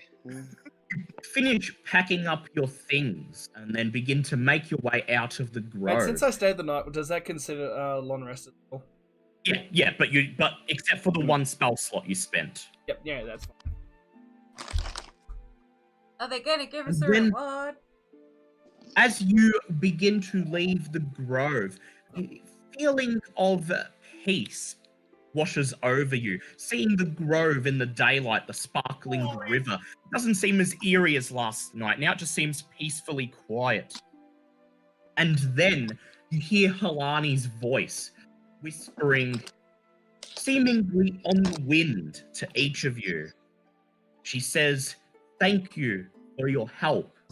My mother has tapped into the powers of the unseelie Fae and granted you a reward." Then, as soon as her voice fades away, Milo's body begins to sparkle, and then seemingly out of midair, materializing upon his chest, is a shining breastplate with the symbol of yon. Oh, damn. You could swear as Remy, as Milo looks down at the armor and pats it and raises his hands in surprise, you swear you can hear an old woman cackling somewhere beyond the tree line. The rest of you have a choice. You may either allocate 2 attribute points, or you may receive a Charm of the Slayer, which is a one-use-only charm that will allow you to turn your weapon into a Dragon Slayer or Giant Slayer variant at during one time in combat. I'm gonna go with the attribute. I'm already I'm going taking my attributes. attributes in. Yeah, This, attributes. yeah, attributes. Mhm. I mean, what am I gonna do with turn my teeth into it? How are you going to allocate the attributes? Putting them into... 1 in intelligence. Ooh. I'm focus going on 20. straight into wisdom. So I have to put in the, pretty much beefing up, still a surge of strength, and I see the nearest boulder and go, "Hey guys, check this out!" I flick it and it breaks. Can the attribute push us above 20? Well, It it's, can. It's a supernatural boon. It can go above 20. It just cannot go above 30. 30 is the very max you can do. Yep. Well, What would you like to put yours into, M1? Oh, I got some nice stats. Want to I put don't them know in? what I want to. Want to put them in your dexterity and put it up to 20? How much points are we increasing by? Is it 2? Yeah, two. two. Yes. You can either do 2 in 1 or 1 in 2 different areas. So what you could do is you could put your dex up to 20 and get a +5 mod, or you could put your constitution up to 16 and your intelligence up to 14 and get increased constitution and intelligence mods. Well, I'm not very intelligent. So you can put it up to 14, get a +2 in that, and You know put what? your constitution up to 16 and get a +3 in that. You know what? I might just assign an order dexterity, actually. All right, so your dexterity is going up to 20, giving you a mod of +5 and making the first character in the party to have at least 20 in 2 separate attributes. I do. Oh yeah, you do as well, Yay. yes. I'm close. You then begin to make your way out of the forest. However, with Halani no longer here to guide you, you'll have to find your way back. Luckily, you remember vaguely the direction which she led you, and so Milo, you'll be able to do your survival check with advantage. Okay. Yep.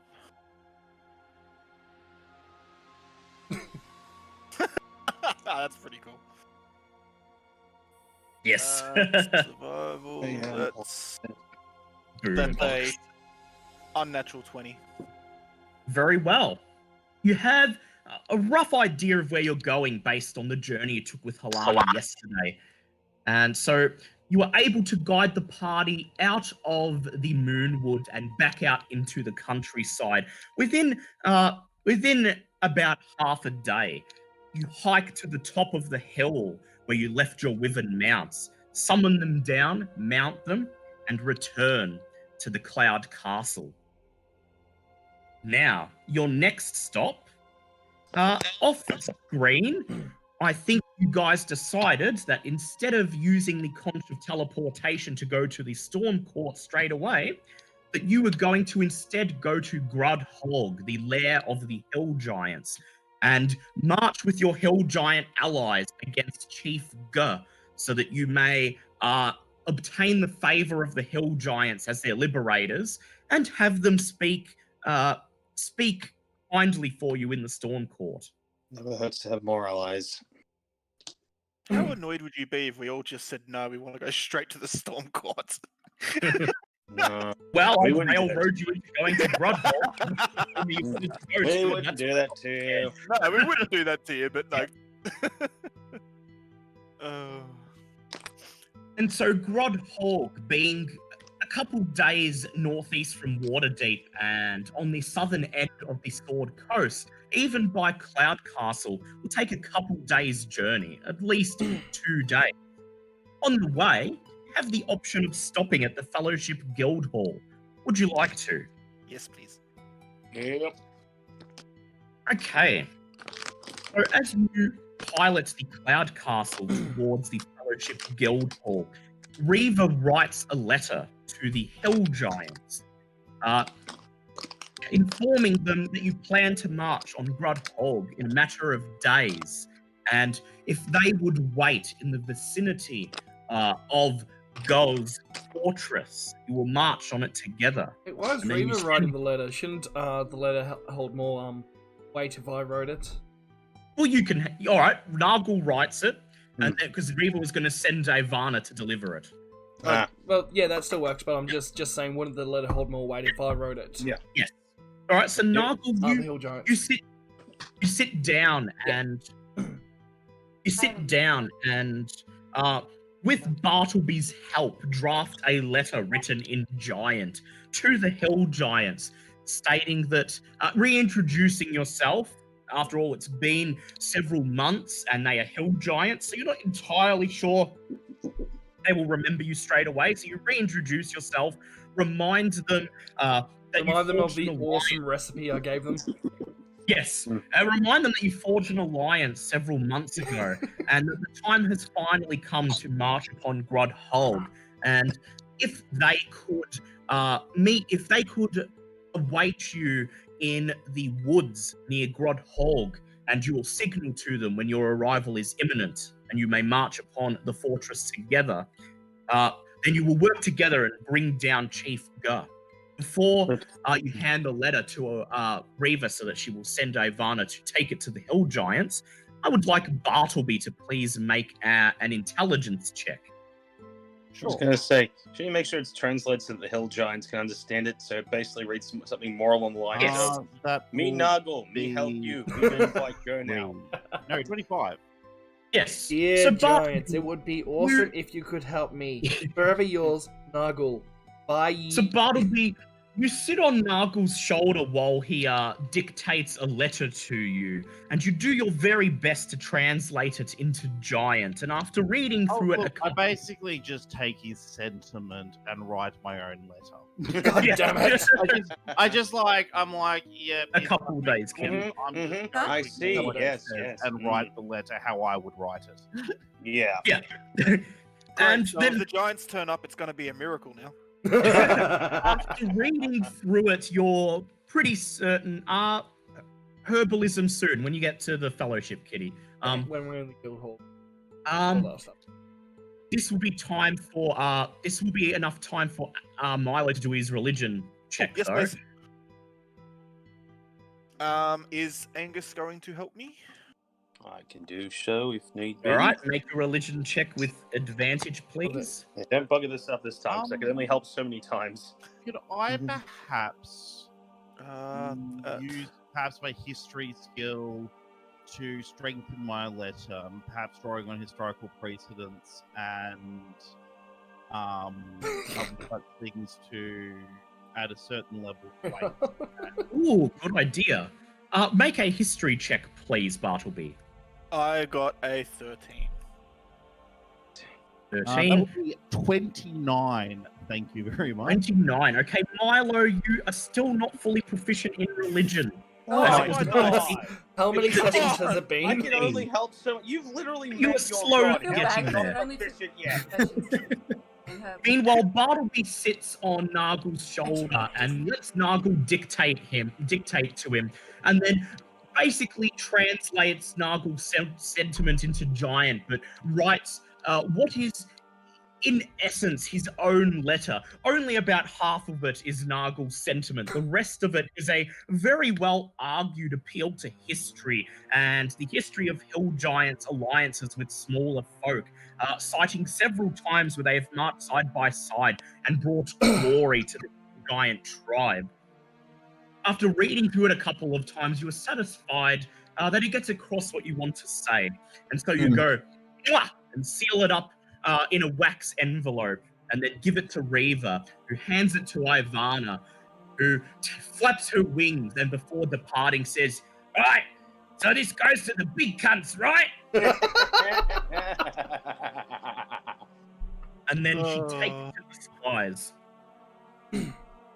Later that day, you arrive at the Fellowship Guild Hall. You lower your cloud castle to the ground and park it on a patch of flat land a short distance from the guild hall. And then you walk down the path towards the guild hall, and just like usual, by the time you arrive, you find all the members of the guild assembled, including those prisoners you recruited from the Yak Folk village, who are now outfitted in the guild halls. Now outfitted in the guild's de facto uniform, and as you approach, everyone in the guild salutes you. And I go, You notice- I brought ale! Ah! I just walk past the love and going, "I'll be in the forge. Do not disturb me." They salute you again and silently let you pass, and as you enter the fellowship, as Dan Cooper passes the blonde-haired enchantress, she blushes and giggles, quickly stifling it under one of her hands.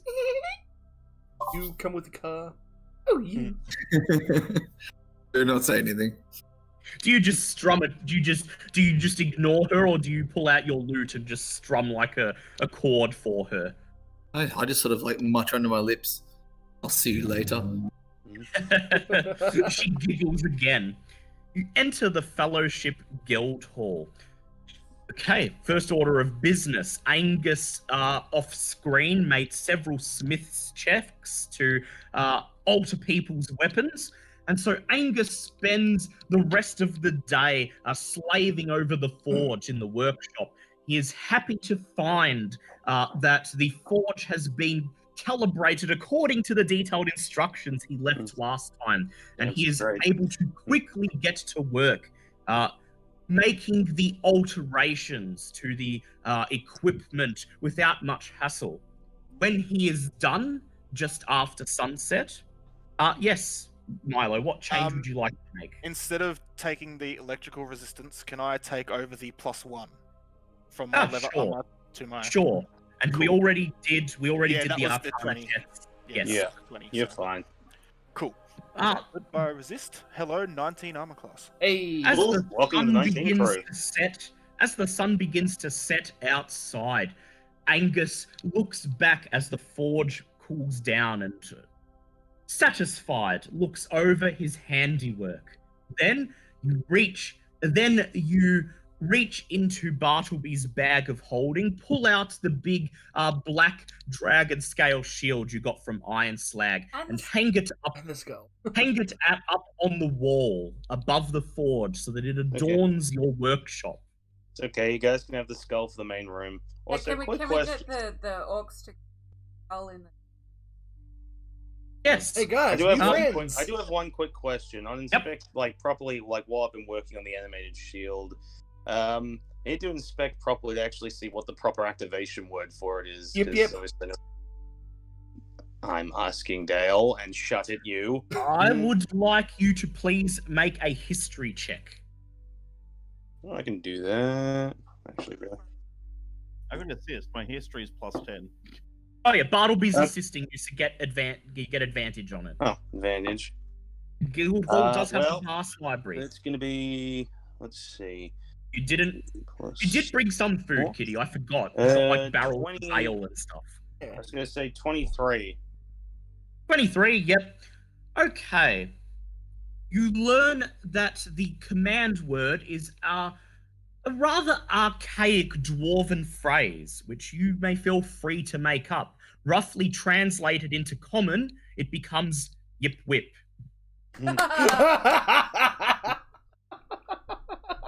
Nice old.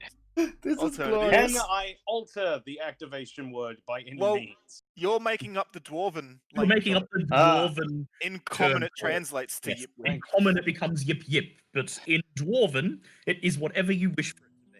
Oh, thank God, because I will never ever use the common word for it. I basically, if anyone was actually in the forge with me, my face is not red because of the heat from the forge. Just like, yeah, if anyone walked in, it'd be just me holding the animated shield, was my eye twitching, just going.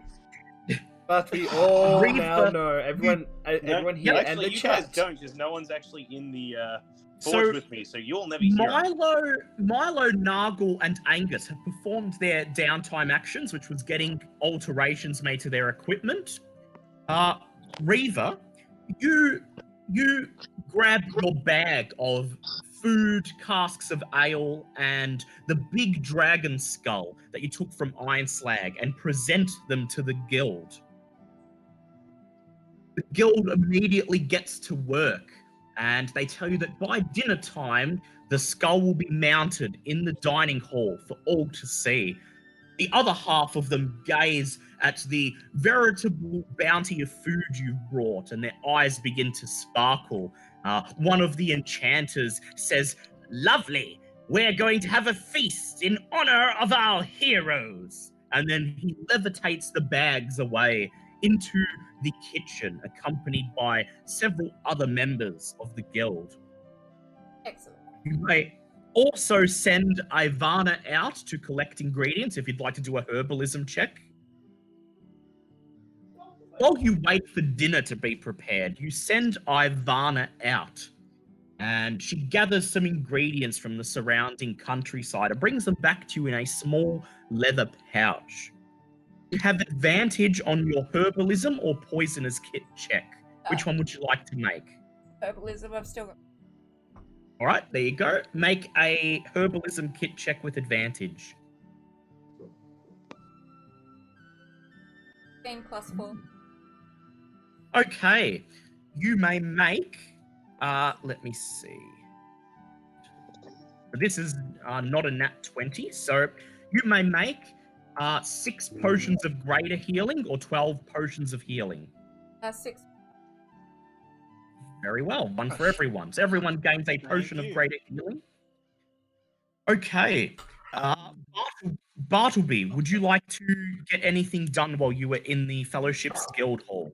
Yes, I would like to do some blueprint alterations based on some of my previous experiences and new information. I'll send you the detail. Yep. While you send the details, Dan Cooper, you are here in the Fellowship Guild Hall. Is there any downtime action you would like to do here before we head on to the to Grudhog to fight the Hill Giants?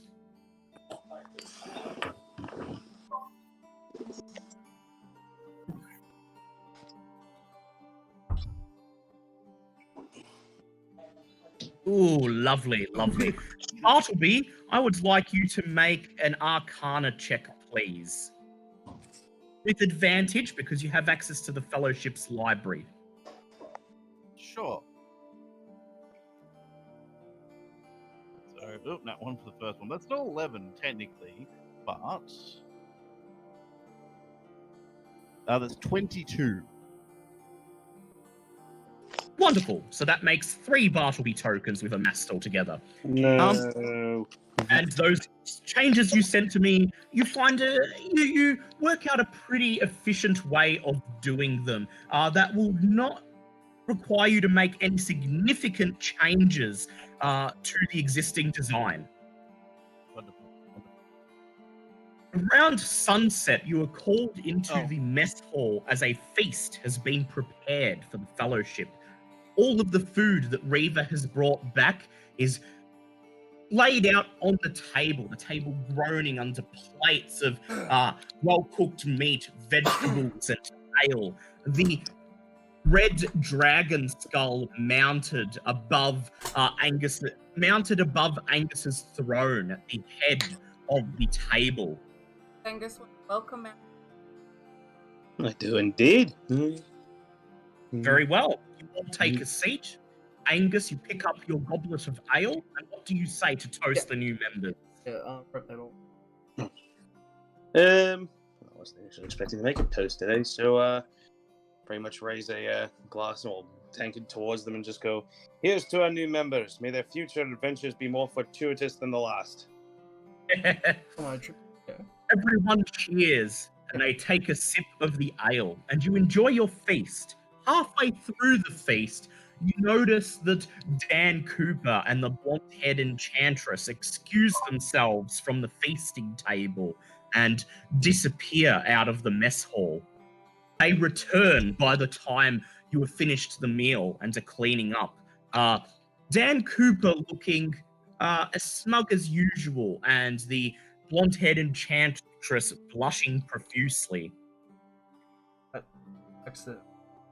I was going to say, I'm guessing I obviously noticed this thanks to passive perception. I will just Yes, you did. continue That's why I drinking and just continue drinking and make no mention of it. And I am fully aware of this and the implications because my passive investigation. 24. Yes. Yeah. Would Dan Cooper Would Dan Cooper perhaps like to regale the Fellowship with a rousing performance to cover up his sexual exploits? I think he should. Make a perform check, please. Alrighty. Here we go. Oh, it's a pass. Ooh. All right. Dan We'll sort it Cooper out. chuckles and Okay, Dale. Dan Cooper. Yep. I've got some questions on Kitty's with the Yeah. the weapons. Do I Yeah. To hit. yeah, do I change? Do I make my like, because my giant slayer axe is +12? Do I make that any higher? No, because you didn't add any +1 bonuses or anything to it. You just added extra damage. What, sorry? No, I meant attribute. Oh yeah, you do get it. Yeah, your that does go up because your Anything modifier is now strength higher. Modifier will. Yeah. Right, so yeah, so my your +12 is Anything now that's affected by your +13. strength modifier goes up by 1 now. Okay. Dan Cooper plays a rousing performance as he raises his lips to the enchantress, playfully says shh, and beckons for her to take a seat. He pulls out his lyre and strums a tune. What song do you play, Dan Cooper? I'd like to make this a dedication to all my friends across Moradin and all our wonderful adventures together. Moradin's a god, you intolerant twat! Yes, let the skull sing. It's the sword coast, you fucking knob. It's called And but what is it? The house is on fire.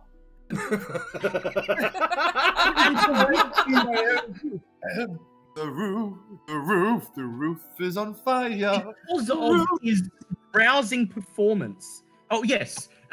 And as he begins to perform, he reaches into his coat and he pulls out something.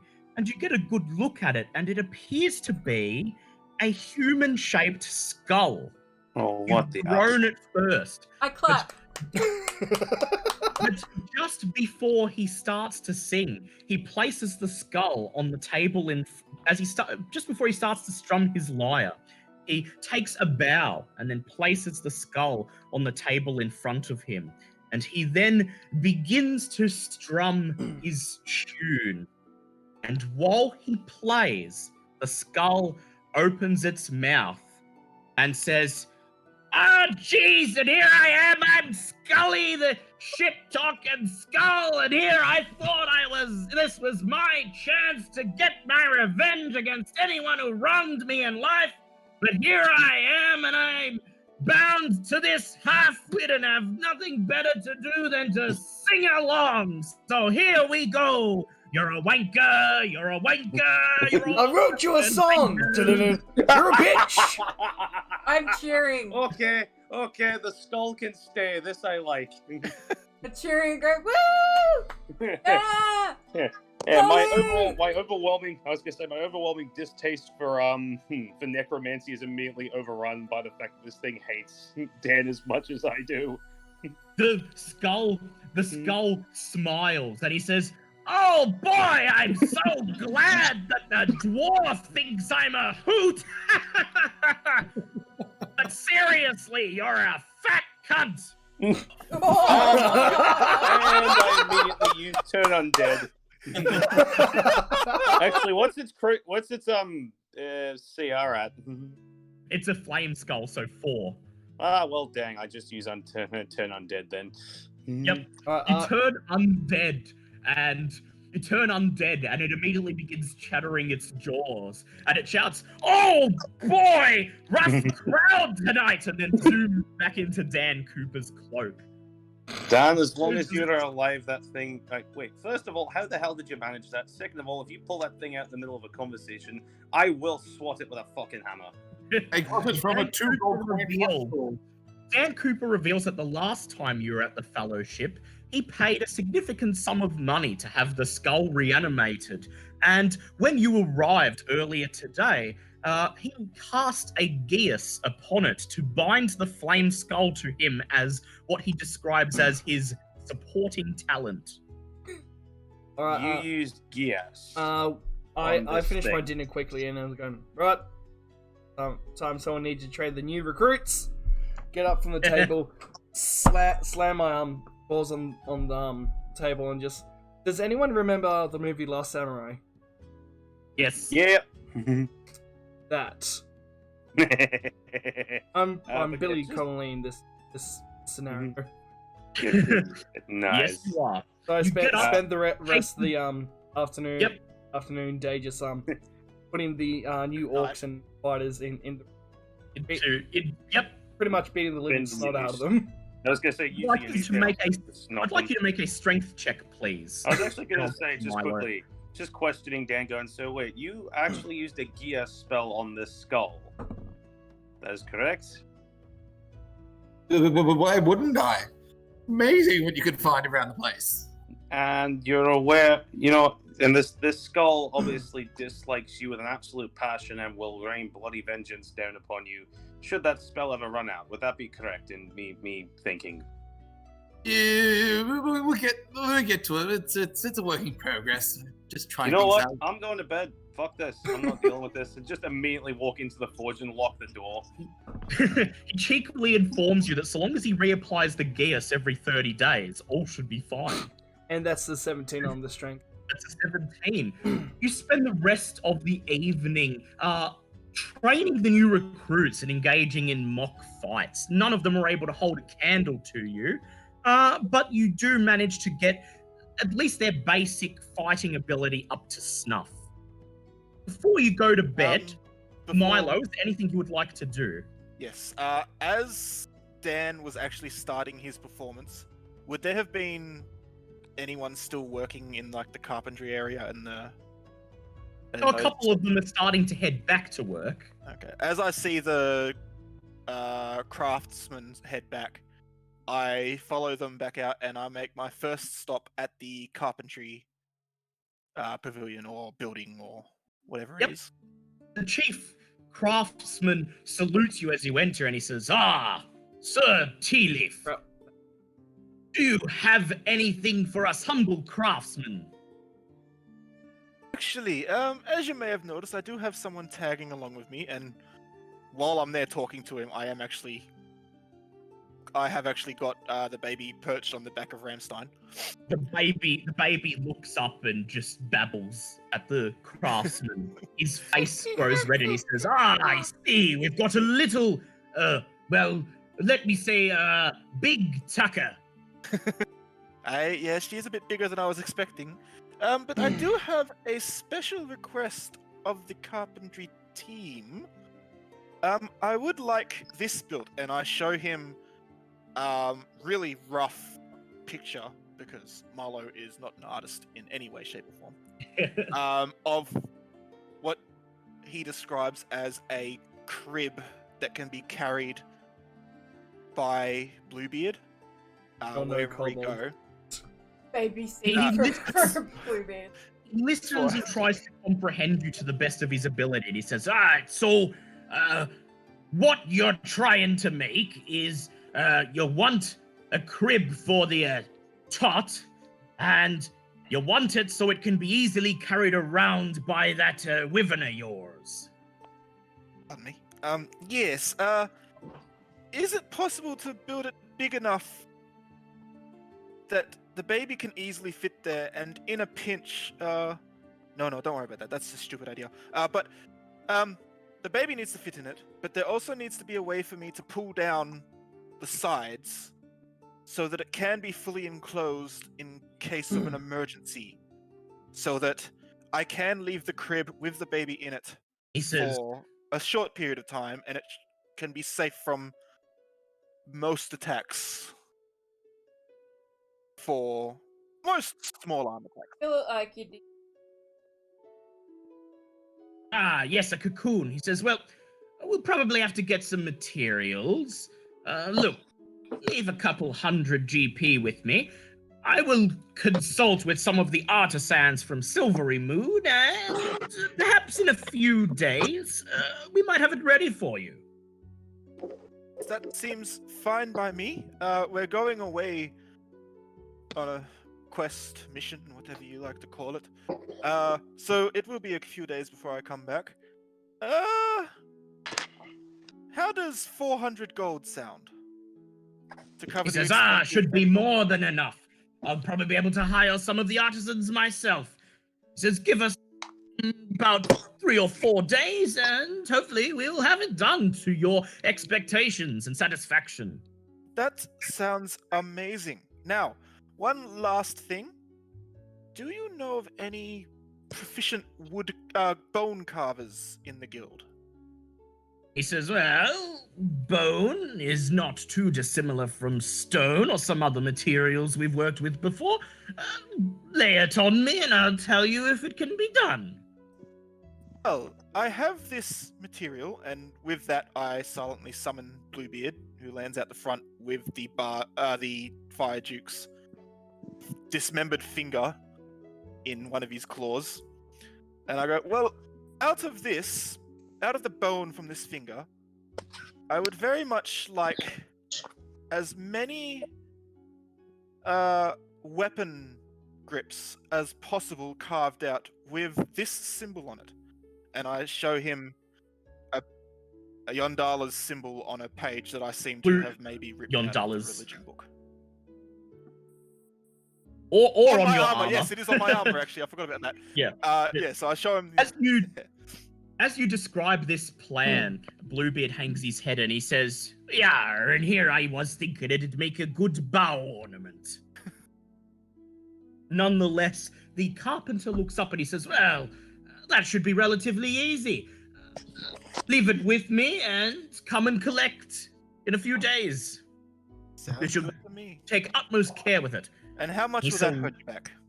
He says, that I shall use as a training exercise for some of the new recruits that he salutes.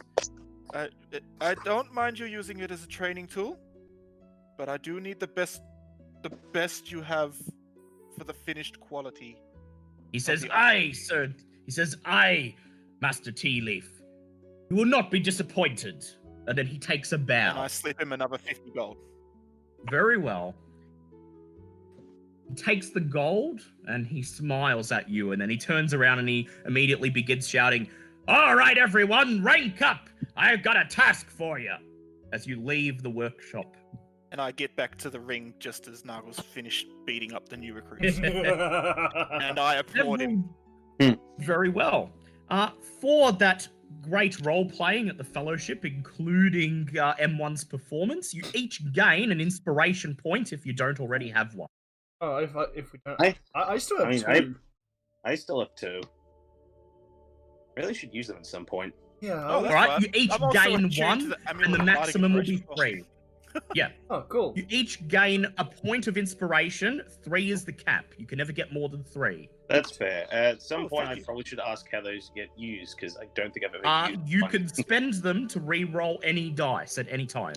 Well, that would have... However, you can only spend 1 inspiration point on 1 dice roll. That makes You sense. can't, spend all 3 of them on the 1 dice roll. Well, it seems I probably should have used that before I got eaten by a giant plant monster, but we're doing it here now. Yep. Yes.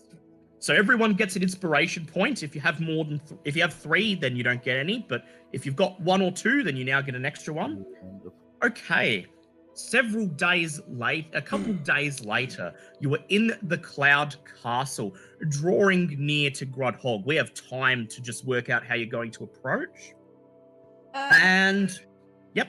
Yes, Reva. How many days is it? Since you're in it's like about 3-4 days. Not time for income yet. I was just checking. Yeah.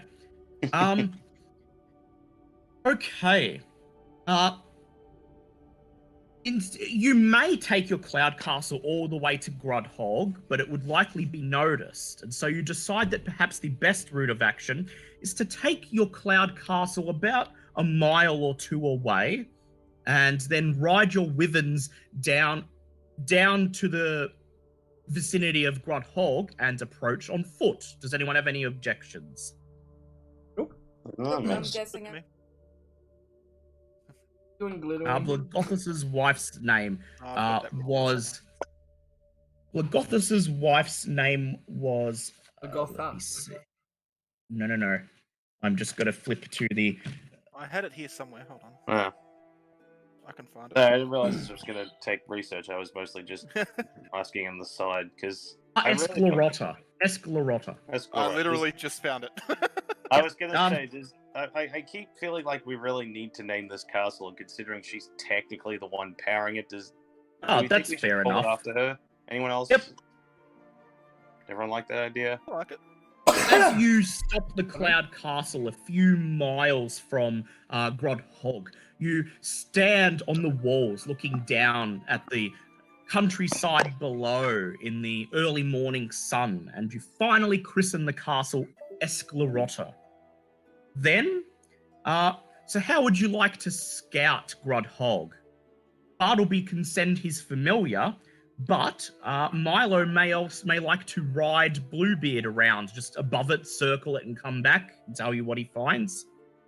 Pardon, sorry, I was just putting Missy out, sorry. We could. Milo might like to scout it, maybe climb aboard Bluebeard and just circle the area around Grudhog, see what you can see, while Bartleby sends his familiar.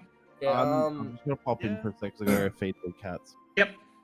We maybe send it above so he can scout around it and let her win. Well, Glitterwing won't be able to because it's more than a mile away. Okay. So this is like your initial scouting. Okay. Bartleby's familiar can do it only because it's a familiar. Yep. And he I'm happy to do that. All right. So I would like you to please make an animal handling check. Which dice has been rolling good for me tonight? That one. That is a 21. Send me the. 21. Good. You climb aboard Bluebeard, and he says, "Time to chart these waters." And you fly a couple miles ahead and circle the area, circle the small valley in which Grudhog has been built, and get a good look of it with Bartleby's familiar, following along beside you and getting its own sights. The Hill Giant's Den, Grudhog, means river mound in Giant. It mostly resembles a beaver's dam and straddles a small river through the Desserin Valley. The lower level of the den is lodged between two rocky outcroppings and made of piled timber packed with clay and mud with cavities that resemble caves.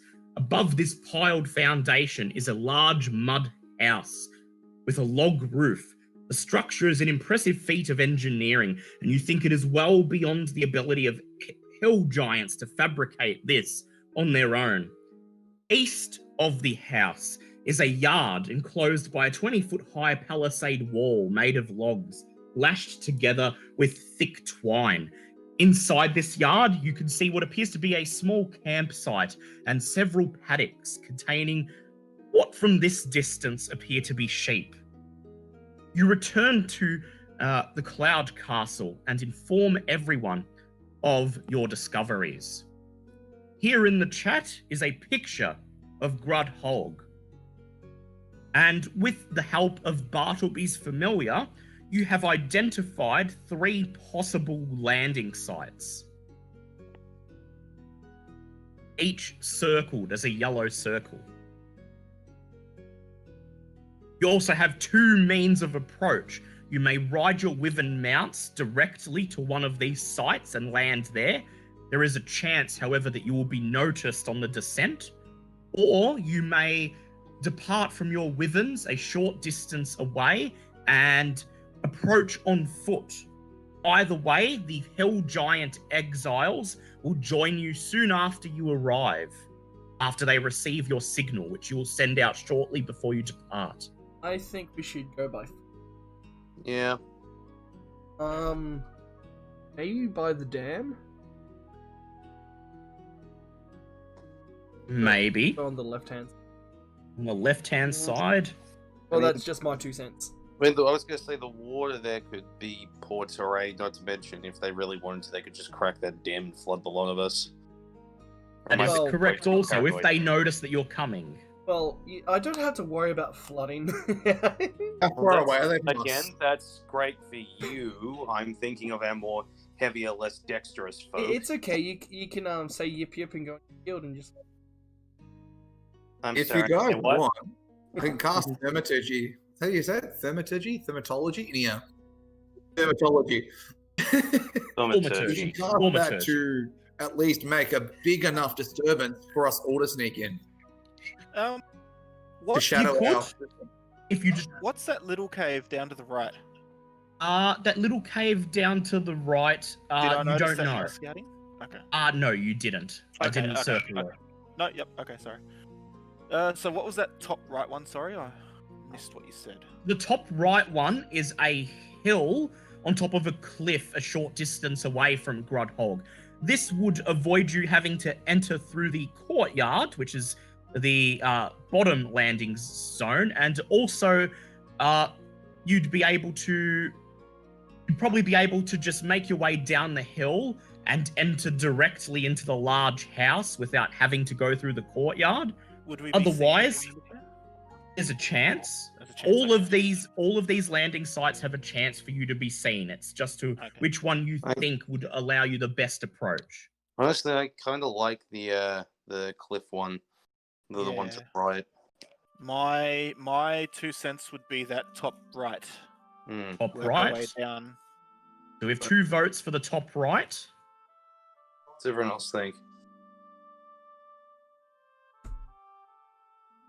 Well, she'll just be able to be invisible anyway, so... Yeah, let's just... Now, keep in mind, as the cliff is on top of a cliff, you aren't able to approach this by foot. You will need your mounts to get there. Oh, okay. Which means that you'll have to pass a group animal handling check to not be seen. Okay. There's the catch. Yeah, there's the catch. It's just I really don't like the look of that water. Yeah. That's the And only obviously, thing. if we walk into the courtyard one, that's going to be like. That's a we could- big old fight, and that's a split big up. old fight, and big old fights we can survive now that we've got 2 bloody T-Rexes, a barbarian that can demolish a house. Well, we got T-Rex and a poser. T-Rex and Deposer, yes. We might be able to take well, not anything, but the Plus, we do majority of have- what's thrown at. We do also have the like the other hill giants to help us out with that Mm. one as well, so it wouldn't just be us in there. So you guys are now leaning for the bottom landing zone. Yeah. Lean toward- Oh my god. Yeah. All right, the bottom landing zone it is. Bartleby steps forward and he raises his staff. Sends what looks like a bright twinkling ball of fire into the sky. Your signal to the hill giants that who are waiting in woods on the edges of the valley as your signal that you are about to begin your approach.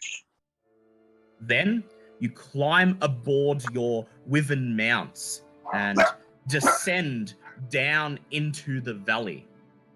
You land your wyvern mounts about half a mile away from Grudhog in the middle of a field. You stroke their necks and then pat them on the side of their abdomen, sending them back off to the cloud castle to await. You begin to Hold on, walk. Dale, was someone just sending the microphone? Oh yeah, that was me. Sorry, I Okay. hit the side of the laptop when I said you tapped the Oh, okay, yep. I didn't realize it would do that. You begin to make your approach to Grudhog, and as you make your way there, in the distance, you hear a loud thumping, and you look, and you see the 4 female hill giants, Moog from the old tower. Sorry, it was 3 because you killed one of them. Moog from the old tower, and the other 2 from the ruin near Waterdeep are coming to join you. They meet up with you, and then all together, you boldly stroll towards Grudhog. Here we go. I'm going to bring up the map. Excellent. I'm just going to put on a different song for Grudhog. Let's see, hooray for marching to war. So there's actually giants with us for a change. Hi ho, hi ho. It's off It's to up to war we go. Crush their heads and drink their blood. Wait, what? Oh, Hi ho, hi hi ho. ho, hi ho, hi ho. What?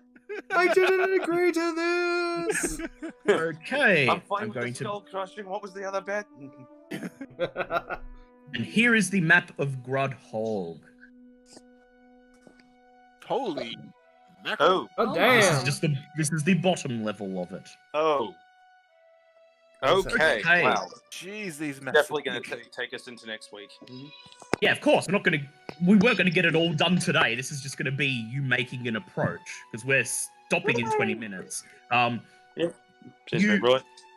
You make your way towards the courtyard, and the first thing you see is a large boulder blocking the one opening between the palisades, and standing in front of it, you see a lone male hill giant berserker guarding the entrance. Dip my arrows in. As you approach, he reaches for his great axe and begins to shift into a combat stance. But then one of the female hill giants shouts out at him, "Hey! We come back! Long time no see!" The hill giant slightly lowers his great axe. He looks between your group and the females, and then he scratches his head and he says, "Ugh! You finally come back to stand up against Chief Guh." Female hill giant says, "You bet, and adventurer here to help." The hill giant berserker shrugs. He says, "Ugh, me never like Guh. She too fat and too demanding. You go ahead." He lowers his great axe and then grunts and pushes the boulder out of the way. He says, "Me pledge never to raise weapon against Ga, but me not gonna stop you. Me gonna go take pleasant stroll around the valley," he says, with a cheeky grin on his face. Well, enjoy And your then- walk. I'm sure it'll be lovely. And then he nods once and again at the females, and then begins to plod away into the valley. Now you can gaze through the opening in the palisades, and inside you can see some sort of stockyard where 5 crude tents stand in the middle of this muddy yard surrounding campfire. You can see 6 bugbears standing around the tents and another hill giant resting lazily against a cliff face, his palm resting on the hilt of his great axe. I was gonna say, as we look at the bugbears, I clap a hand on Dan Cooper's shoulder and go, "Hey, remember that trick we did that one time with that bugbear when we first started? Don't suppose you want to do a repeat of that?" I start sweating. Remember when they were? Just inside the stockyard, you can see several fenced-off areas with 4-foot-tall wooden fences that enclose them. Simple gates built into them. Each of them contains 1 or more water troughs and about 100. Oh, hold on one sec. We're being raided. Right at the very end. We are Welcome, being raided Raiders. by 7 Raging 7 Dragon 7. Thank you very much for the raid party of 3 people. Welcome aboard to Twitch. Yes, this is the very last battle for the day, but thank you so very much. If you like what you see, if you like what you see, please hit that follow button. And for the meantime, relax.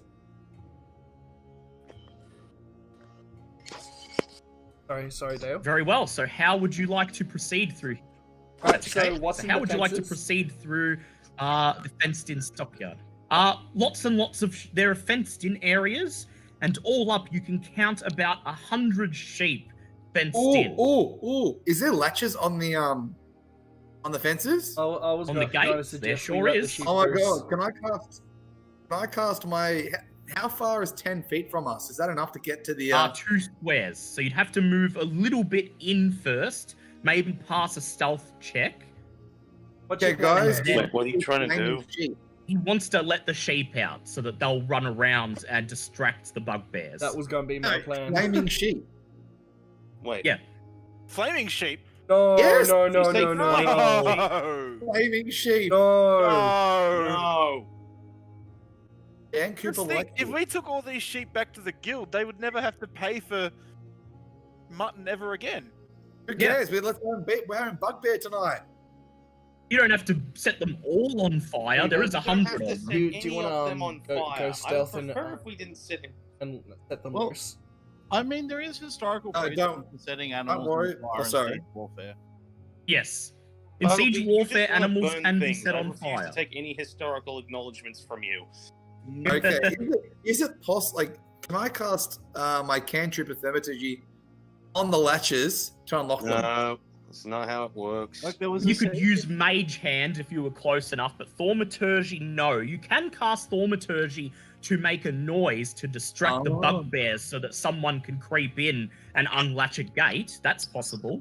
Say, the last time that we set something on fire on the entrance to a giant lair, we did kill someone by accident. We're not setting anything on fire. That's what I'm arguing. I mean, you're not setting anything on fire. I think Let's- Dan. Setting fire. Dan, shut up. Can Nagel just punch Dan?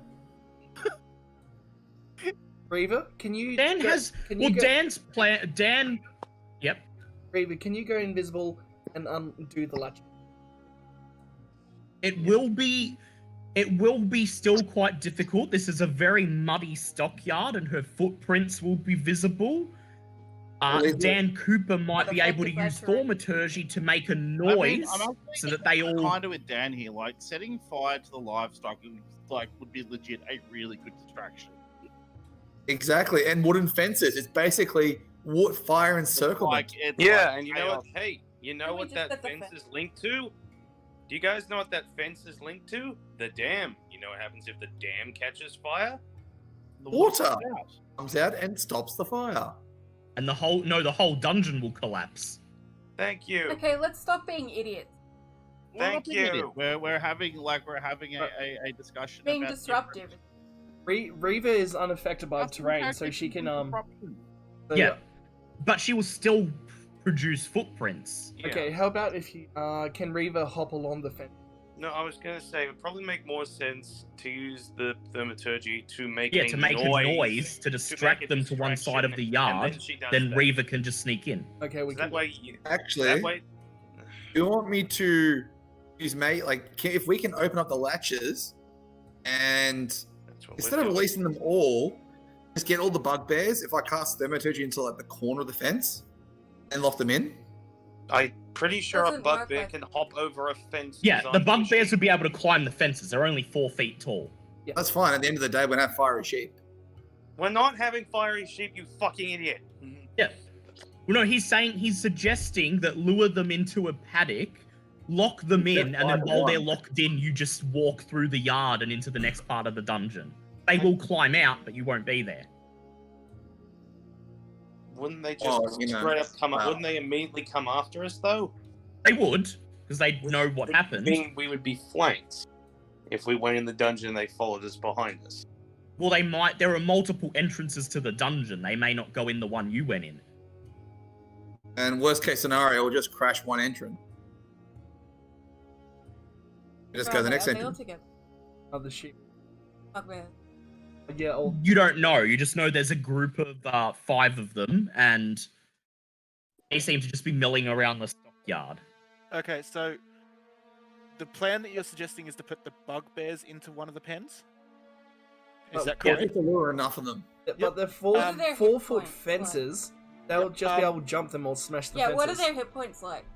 So these are bugbear. These are not normal bugbears. These are bugbear bruisers. Oh, so they're stronger, which means These they are would... stronger bugbears. How That's close very am good. I? Normal bugbears. We've got a plan for the bugbears. Okay, a possible plan. What's the plan for the giant?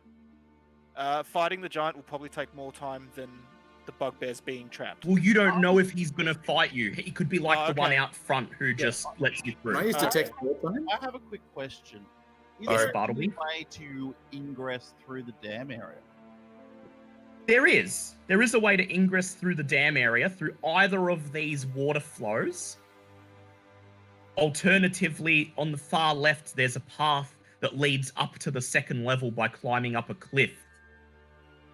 Because So This either isn't of the those only guys- method into the dungeon. say This is just where either the of them- party chose to approach from. I was yeah, going to 'cause say, that's either the- of those other options are going to require I'm guessing, a form of dexterity check to climb through water or up a Well, I cliff. do have magic.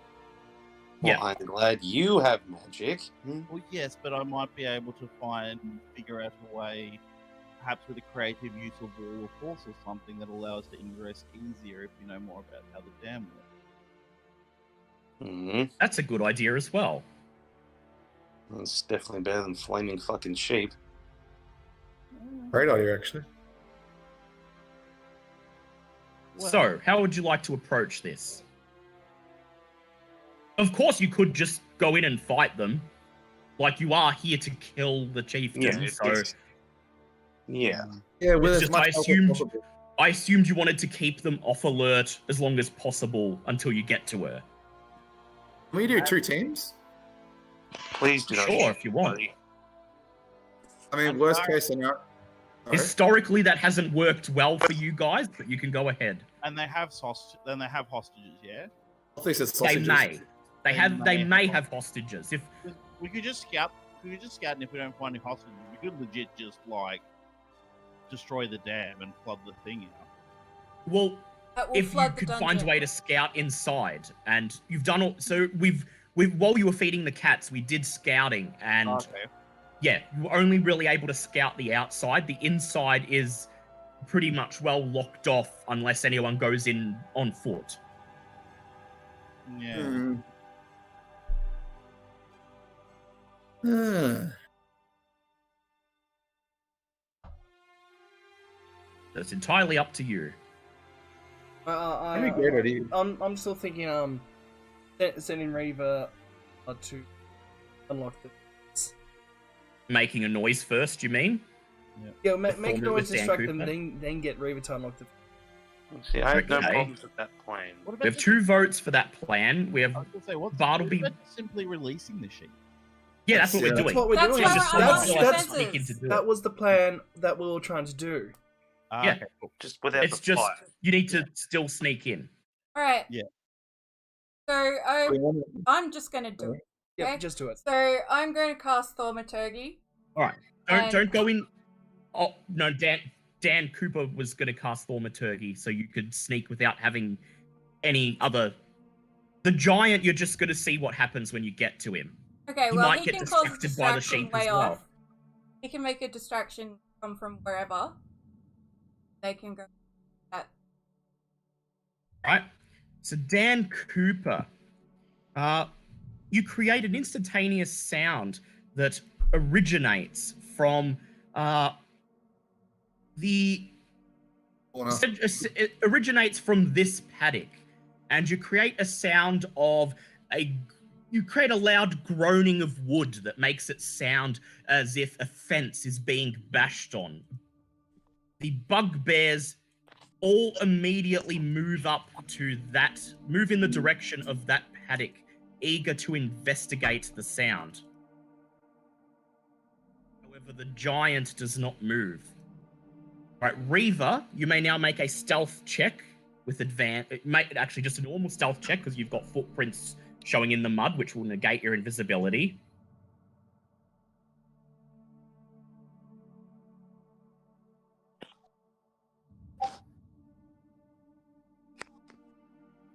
Ooh, 17. Okay, so Reaver creeps in, and you could just see her progress with her footsteps as she steps across the mud. And she reaches the middle paddock, the one here, and reaches over for the latch. The latch is locked with a very crude wooden locking mechanism.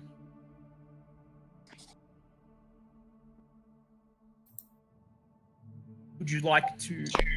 we go. You've passed your Thieves' Tools check. Nice. Insert your Thieves' Tools and very easily dismantle the crude lock.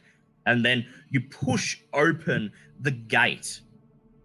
It takes a few moments, but as soon as one sheep notices that the gate is open, it's on. The sheep let out a collective bah as they start running towards the open gate and spilling out into the stockyard. It takes a... Yep. I want to walk on the fence and. All right. Make a Thieves' Tools check again. Mass confusion.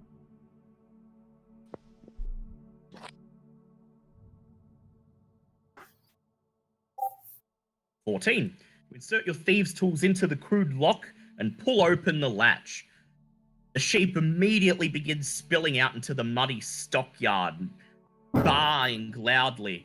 This cacophony proves to be enough to get the bugbear's attention. One of the bugbears turns around. He points to the 30 or so sheep that are now running wild in the stockyard and shouts something in Goblin. All of the bugbears begin panicking as they start running around trying to capture the sheep. The hill giant looks up, lets out a great sigh, and begins to plod over to where the bugbears are to assist them in recapturing the sheep. The coast is clear for you guys. You'll still have to pass stealth checks, but you do it with advantage. Alright, let's do that. All right, I'd like everyone to make stealth checks with advantage, please. Well, I got a 17. Ooh, very good for Angus. Yeah. 17 Thank plus. God, because... Well, that would have been a 19. That's a 19. I got 18. Yep, 18. That's a group pass. 18 for me. Yep. Go clanking See how on. easy Go. that Accompanied was? by the I was three. gonna say, instead of like using my own, could I just be like sitting on my shield and just like using the hammer? Yeah, just sort of hovering pass above past? it. You just surfing on your shield through the air like a That's like a hoverboard. gondola, using like Yeah. my hammer as like an oar just to like past.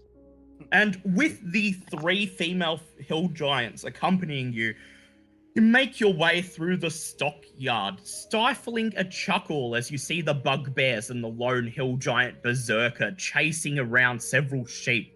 One of the sheep is caught by the hill giant as you pass by. He looks around, notices the bugbears aren't paying attention to him, smiles a cheeky smile, and stuffs the entire sheep into his mouth.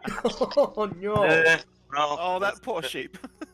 So you have 3 places you could go. You may enter through here, or you may head up this path which leads up to the 2nd level. I vote left. Left? I would. Pick a Yeah, dark left. one. I'll just go. Yeah, we'll go left. All right. You enter in through the left, and you find yourself in. As soon as you enter, you find yourself in some sort of large pig pen as you are assaulted by an awful stink of rotting vegetables and pig feces. The walls of this filthy room are made of packed mud with logs jutting out of them.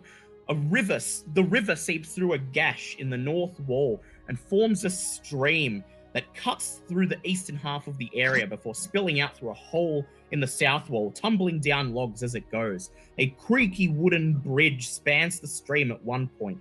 Smaller rivulets also seep into the room and connect to the wider stream, but they are narrow enough to step over. Timber pillars caked in mud support the 30-foot-high ceiling, which has 3 circular holes cut into it. You can see movement. You can see movement through the holes above, which clearly lead through to the above level, though why someone would want this pig smell emanating through the floor of their house astounds you. You see hundreds of sheep milling about the cavern, and attending to them is... Let's see, that is area 11.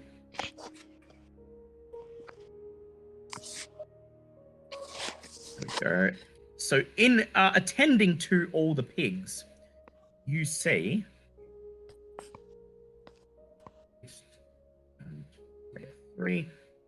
see 1 Etten and 4 bugbears. Oh, that's what that is. Oh, they're the 2-headed. Righto. Yes, 2-headed giant. Yeah. Well, fun. They do not yet appear to have noticed you.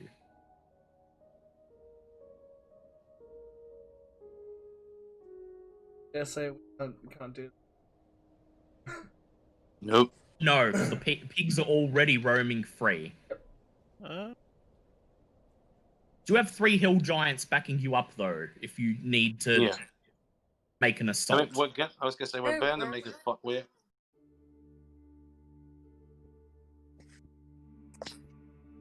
Yeah, just see where it leads you. I was going to say, basically, we're here to stop I think we're trying Gur anyway, so there's bound to be an actual fight. I vote we end this on a very high note and just a nice battle. Alright, nice battle to end. Did anybody else notice the light bulb penis rock? Yes, What? there are a lot. Oh my god! Yeah, light bulb penis rocks. Thank you, wizards, for putting that in your map. I'll go. So you're just gonna surprise them and launch into combat? Alright. I'd like you all to make stealth checks, please. That two-headed giant, does that... Another one with a couple of boxes on top of it? Yes, you can. Oh, no, that's a 6 for me. Okay, 1 fails. Well, that's a 2 for me. 2 fails. 6 plus 12. Okay, that's a group. Yep, that's a group fail. Well, that's a nat 20 for Bartleby and a 19, so fuck you guys. Okay, so Bartleby gets to surprise them. Bartleby does gets to go. Reaver does as well. Bartleby and Reaver get to go to the very top of the initiative order because they surprised them. So Bartleby goes first because he got higher than Reaver. Put me on a rock. And Reaver. I had a Next. premonition that I was going to roll ridiculously high when I failed. I'm like, yeah, I'm going to roll high. And then the rest of Wait, you. this. So this was rolling for initiative. No, this No, was this is rolling this to was stealth. rolling to see. This was rolling to see if you could get to surprise them, and Okay. only Reaver were able to. The rest of you are rolling for initiative normally. Okay. Okay. 10 again. 9. I'll take a nap. I'll Oh, see you guys when Fine. Yeah, that's 7. Oh wow, I'm not last. Holy shit.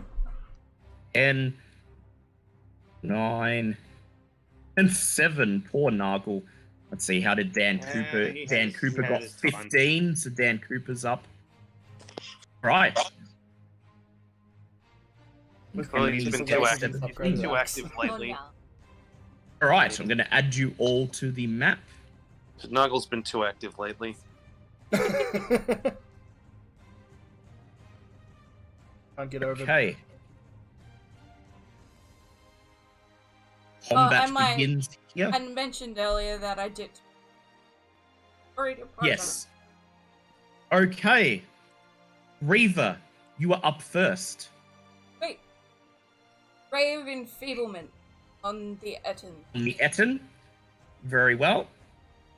Make a ranged spell attack on him. Yeah, we probably should have asked the Hell Giants if this one was an ally or not. I don't think they would have known. Ah, fair Yeah. enough. Fair enough. 19 plus. Oh, why did I do 2? Anyway, Mhm. 19 plus 9. Yeah, that's definitely a hit there. Etten, where's Etten? Etten. Need to bring Etten up in my... Right, that is a hit on the Etten. You shoot a black ray at him before he has a chance to do anything, and he looks at his hands and struggles to maintain hold of his weapons as he begins to grow weak. Bartleby, you are up. Yep, make your stealth I check. just did. 12 plus 12. Okay.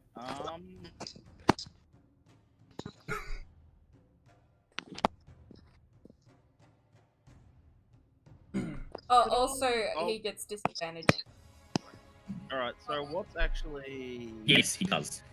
Okay. Can I put a fireball sort of between? See how there's 3. There's the Etten and 2 are close together. Yep, so you want to send a fireball in that area?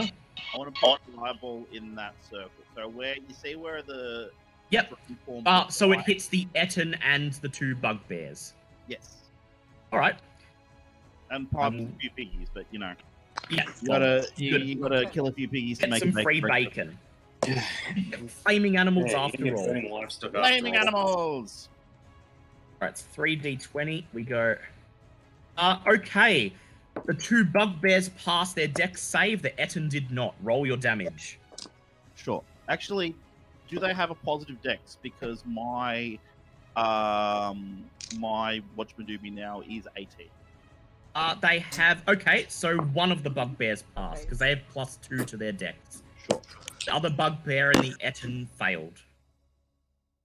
8, 6. All right, so that's 31 points of damage. Ooh, good hit. And 15 for the bugbear that passed.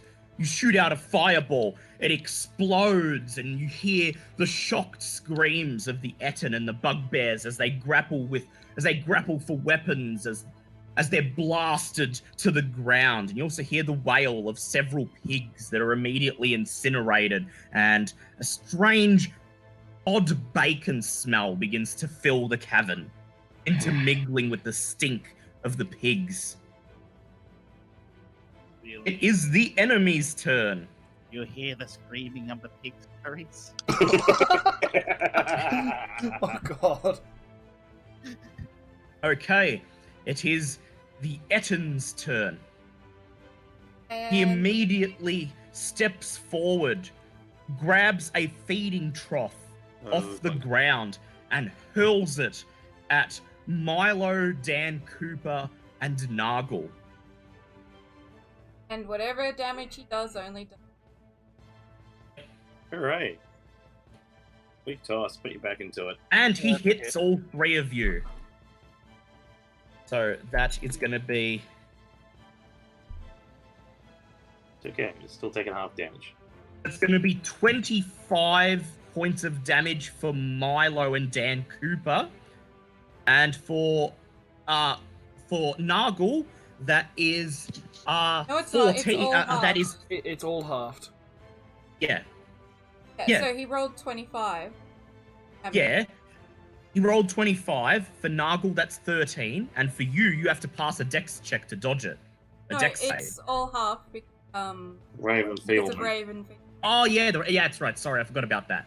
Okay, and then it gets halved. Yeah. Nuggle also hasn't raged Yeah, yet, so I just get Yeah, them yeah, all that's right. halved. Okay, would you still like to dodge the 13 damage you would take anyway? Am I getting hit? Yeah. Yes. So Dan Cooper goes down to 53. He only takes 13. Right? That's 13 damage, is it? Yep. Forgot he had the Ray of Enfeeblement. That's okay, there's a lot going on. 14. Unfortunately, that's not a pass. You will also be taking 13 points of damage. Do I take damage? Or No. Oh, wait. No, he didn't hit high. He didn't roll high enough to hit you. Oh, well, that's a shame. So you're lucky. I'll just stand behind Nuggle as he gets hit with this Not trough. getting hit by a giant rock for once. Operation Okay. Hide Behind the Dragon. I wasn't Two hiding, I of- was tactically standing. It's falling with style. Okay. Two of the two bugbears step forward. It's gonna move. He also gets a con save. Yes, he does. And they hurl javelins. The first one hurls 2 javelins at Angus. Ah, well, there you go. There's my payback for being smug about not being good with something. Yay, dunk. And you block both of them. Hooray for shield. The second one hurls 2 javelins at Milo. Oh, yay. Watch these two hit. Oh, no. Let's see. What does he get? +7. One of them hits. My armor class is 19 at the moment. 19. Okay. They both don't hit. You're fine. Yeah, welcome to the 19 club. Which is why I'm happy I changed the electrical resistance. Yeah, that was a good to move. Instead. Another bugbear moves forward. He grabs his 2 javelins and hurls them. Hurls one at Milo. That's a hit. Okay, Milo, you are going to take 2d. What's he going to take? 3d6 plus 8 for their javelins. Roll Oof. 3d6 plus 8. Take 24 points of piercing damage. Yeesh. And when the bugbear bruisers deal damage in the first round of combat, they deal an extra 2d6 to their target as a surprise attack. Well. Oh my god. So all up, 33 points of damage. Oh my Wow, god! Half your health gone. Wow. He hurls And that his was only second... one javelin. Yeah. He hurls his second javelin at Dan Cooper. Well, that's And he hits Dan Cooper. that's Oh, 5d6 worth of damage. Dan Cooper takes 3d6 plus 8. And So Cooper happy takes there's another 20 points of piercing damage. He's down to 33.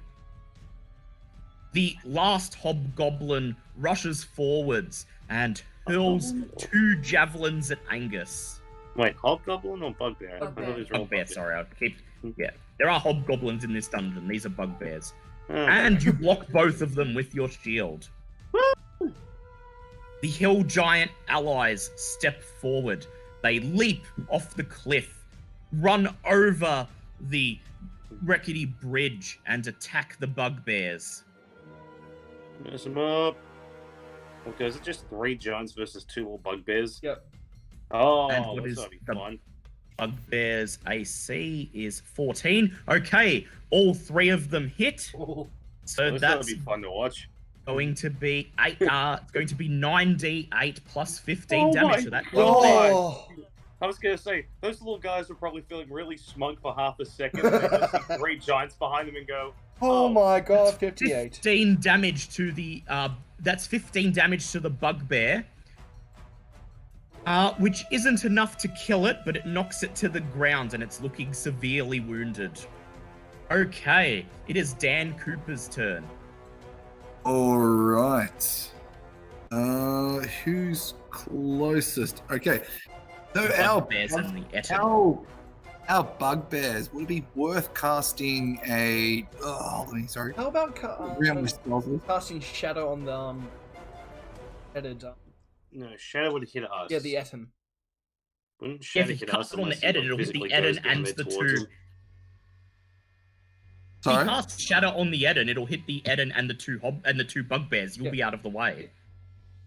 Oh, I was thinking of casting lightning bolt, but Shadow has it got resistance to? Does it They have- don't. You don't know if they have resistance to lightning. You don't think so. I don't think so. You know what? Cast Shadow.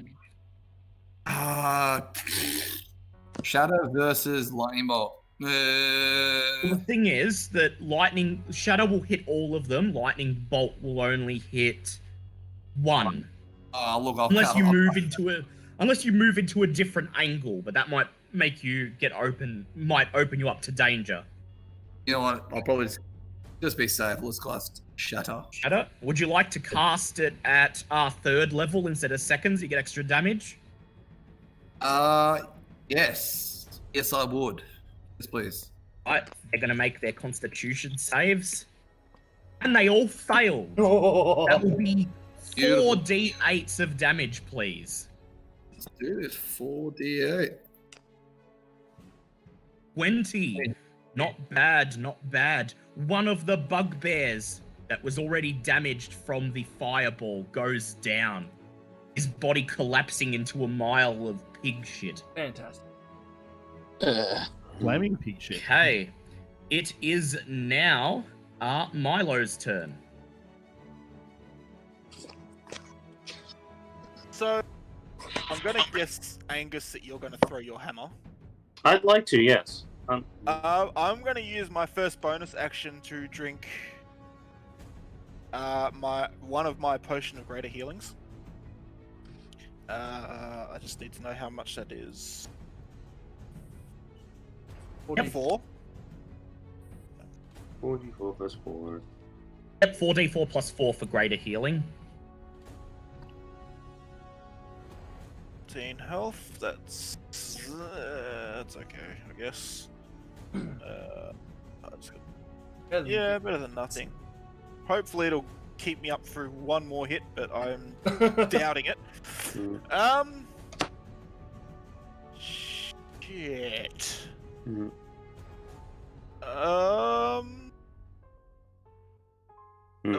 That was a bonus action or an action?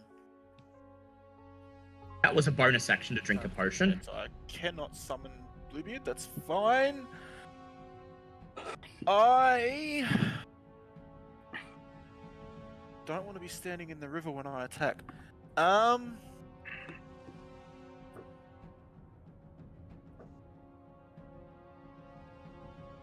If I'm standing, see where those 3 pigs are, just at the end? Yep.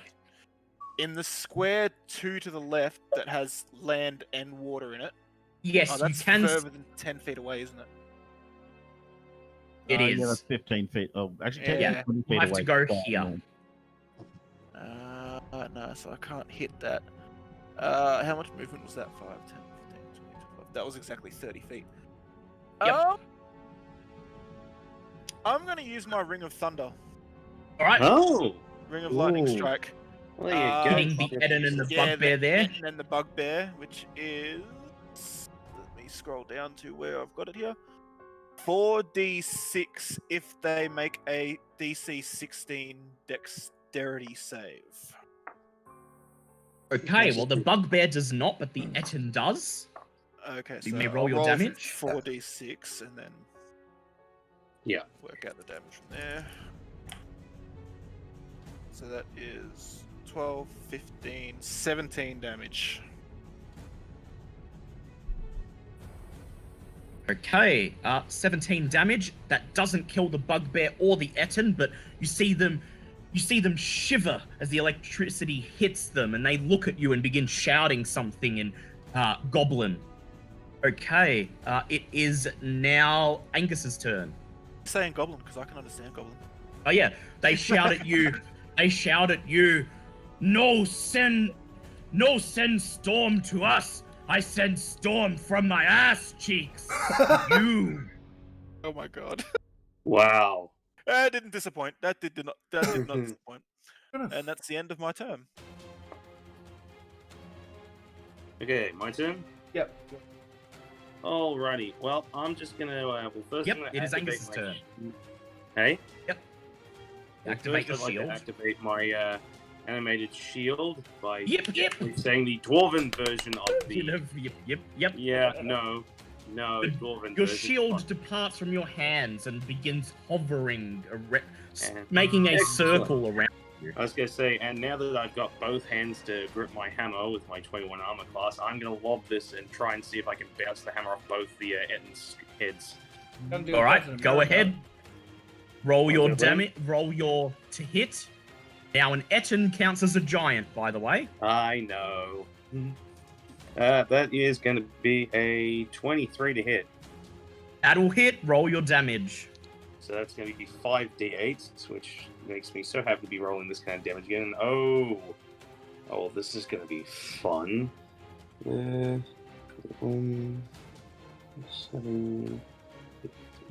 35 points of damage. Ooh. 35 points of damage. You see both of the Etten's heads follow the hammer as it sails through the air, and then the hammer hits one of the heads and immediately slumps over unconscious. The other head just has time to open its mouth and go before the hammer collides with it too. The Etten stumbles and falls to the ground. But as a reaction, as he goes down, he reaches for the trough nearby him and hurls it through the air at Nargle and Angus. Let's see. And he misses both of you, which would generally happen when you're half conscious when you throw something. I was gonna He's say, as down. he falls down, I still look at the pair of them and go, it's almost a shame that only counts as one. Okay, Nargle, your turn.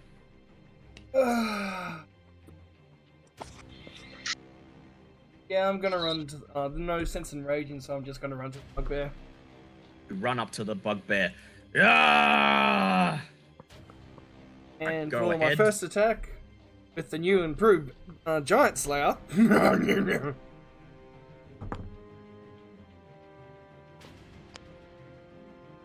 Well, that's over 30 anyway.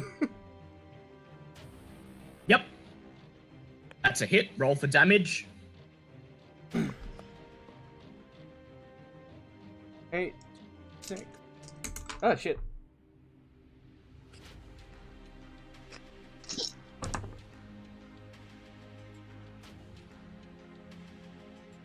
Got...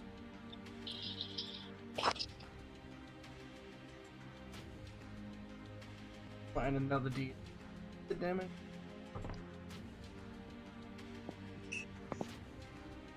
Bank. That's 30. Wow, that wasn't even raging. Yep. Wow. And I still that have a was second not attack. even raging. Yes, you do. So go ahead, make your second attack.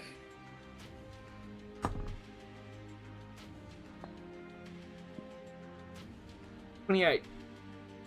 28. That's a hit. Roll for damage.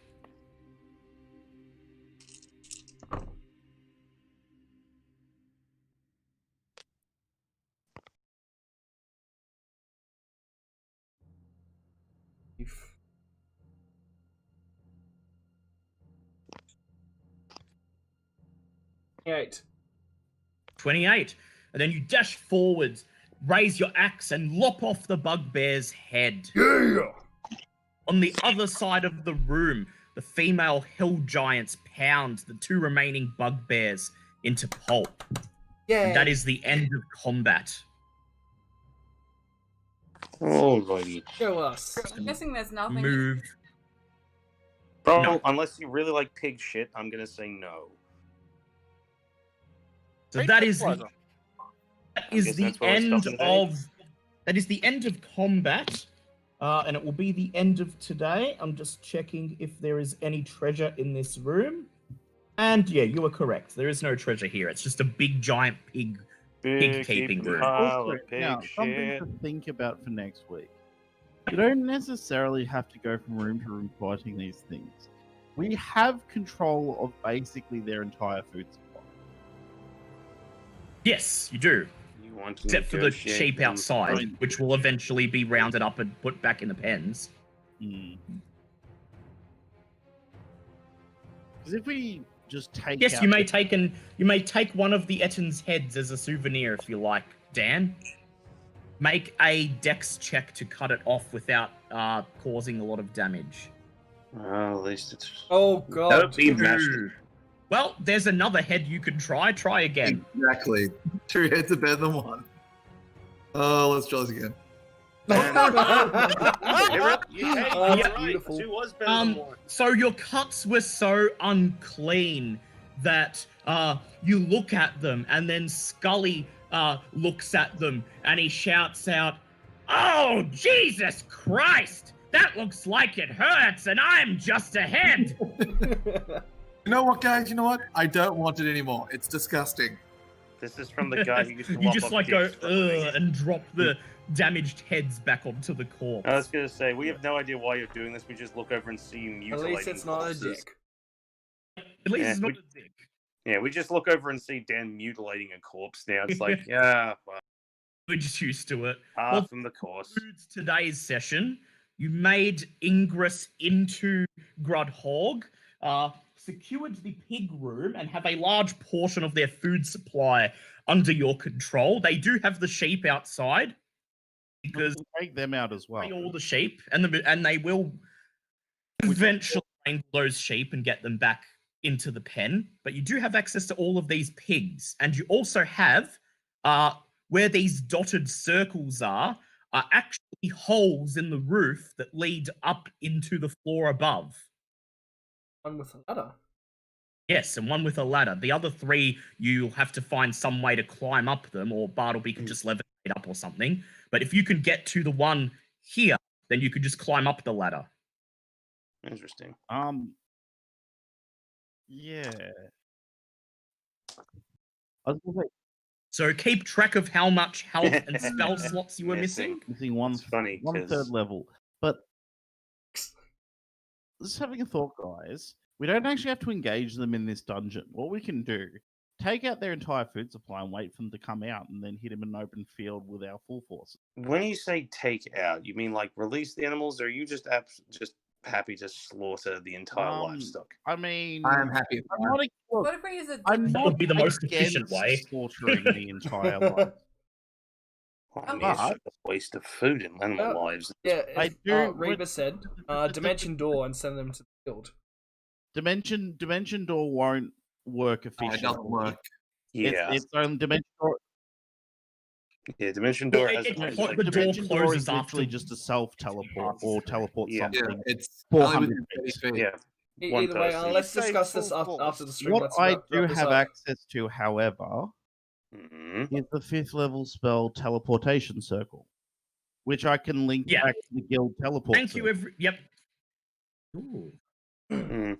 that could work. And I can link it to- Thank you, everyone. Thank you, everyone, for joining. We're going to end the stream now, and we hope you catch us next week. I will be streaming with Liam in like an hour or so stay tuned. Brutal. Yeah, let me know what time that is. Mhm. Around Yeah, it's going to be 7:30. about 7:30. Yeah. Also, Dal, I will be an apology tomorrow night, unfortunately. So you're not going to be in Call of Cthulhu? Nope. No, That's not tomorrow fine. night.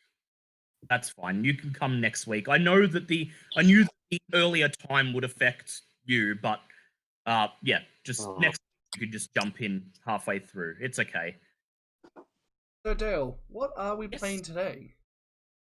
Resident Evil 3. Is it the Yes. original or the Of course it's the original. Of course. I'm not doing the remakes yet. My new computer's here, but I have to set it up still. Yes. I don't see the US2's Alright, laptops. so I'll be back in a second. Yep. Yeah. Also, There you are, folks. Part 1 of Giantkin. So yay, we're almost there. We are almost close to finishing. So I'd like to thank every single one who came in today, and especially 7 Raging, 7 Dragon, 7 for that 3-man raid. Thank you so very much. You are awesome. If you guys haven't already, hit that sub button on YouTube, hit that follow button on Twitch. Come follow me on Discord if you want to stay up to date of whenever I'm streaming. Want to come hang and chill. But for the meantime, we will be back at 7:30, so about an hour and a half. Almost 6. So yeah, in about an hour and a half for Dale, me, and M2 streaming a Resident Evil 3. As for the meantime, I will catch you guys later. Until then,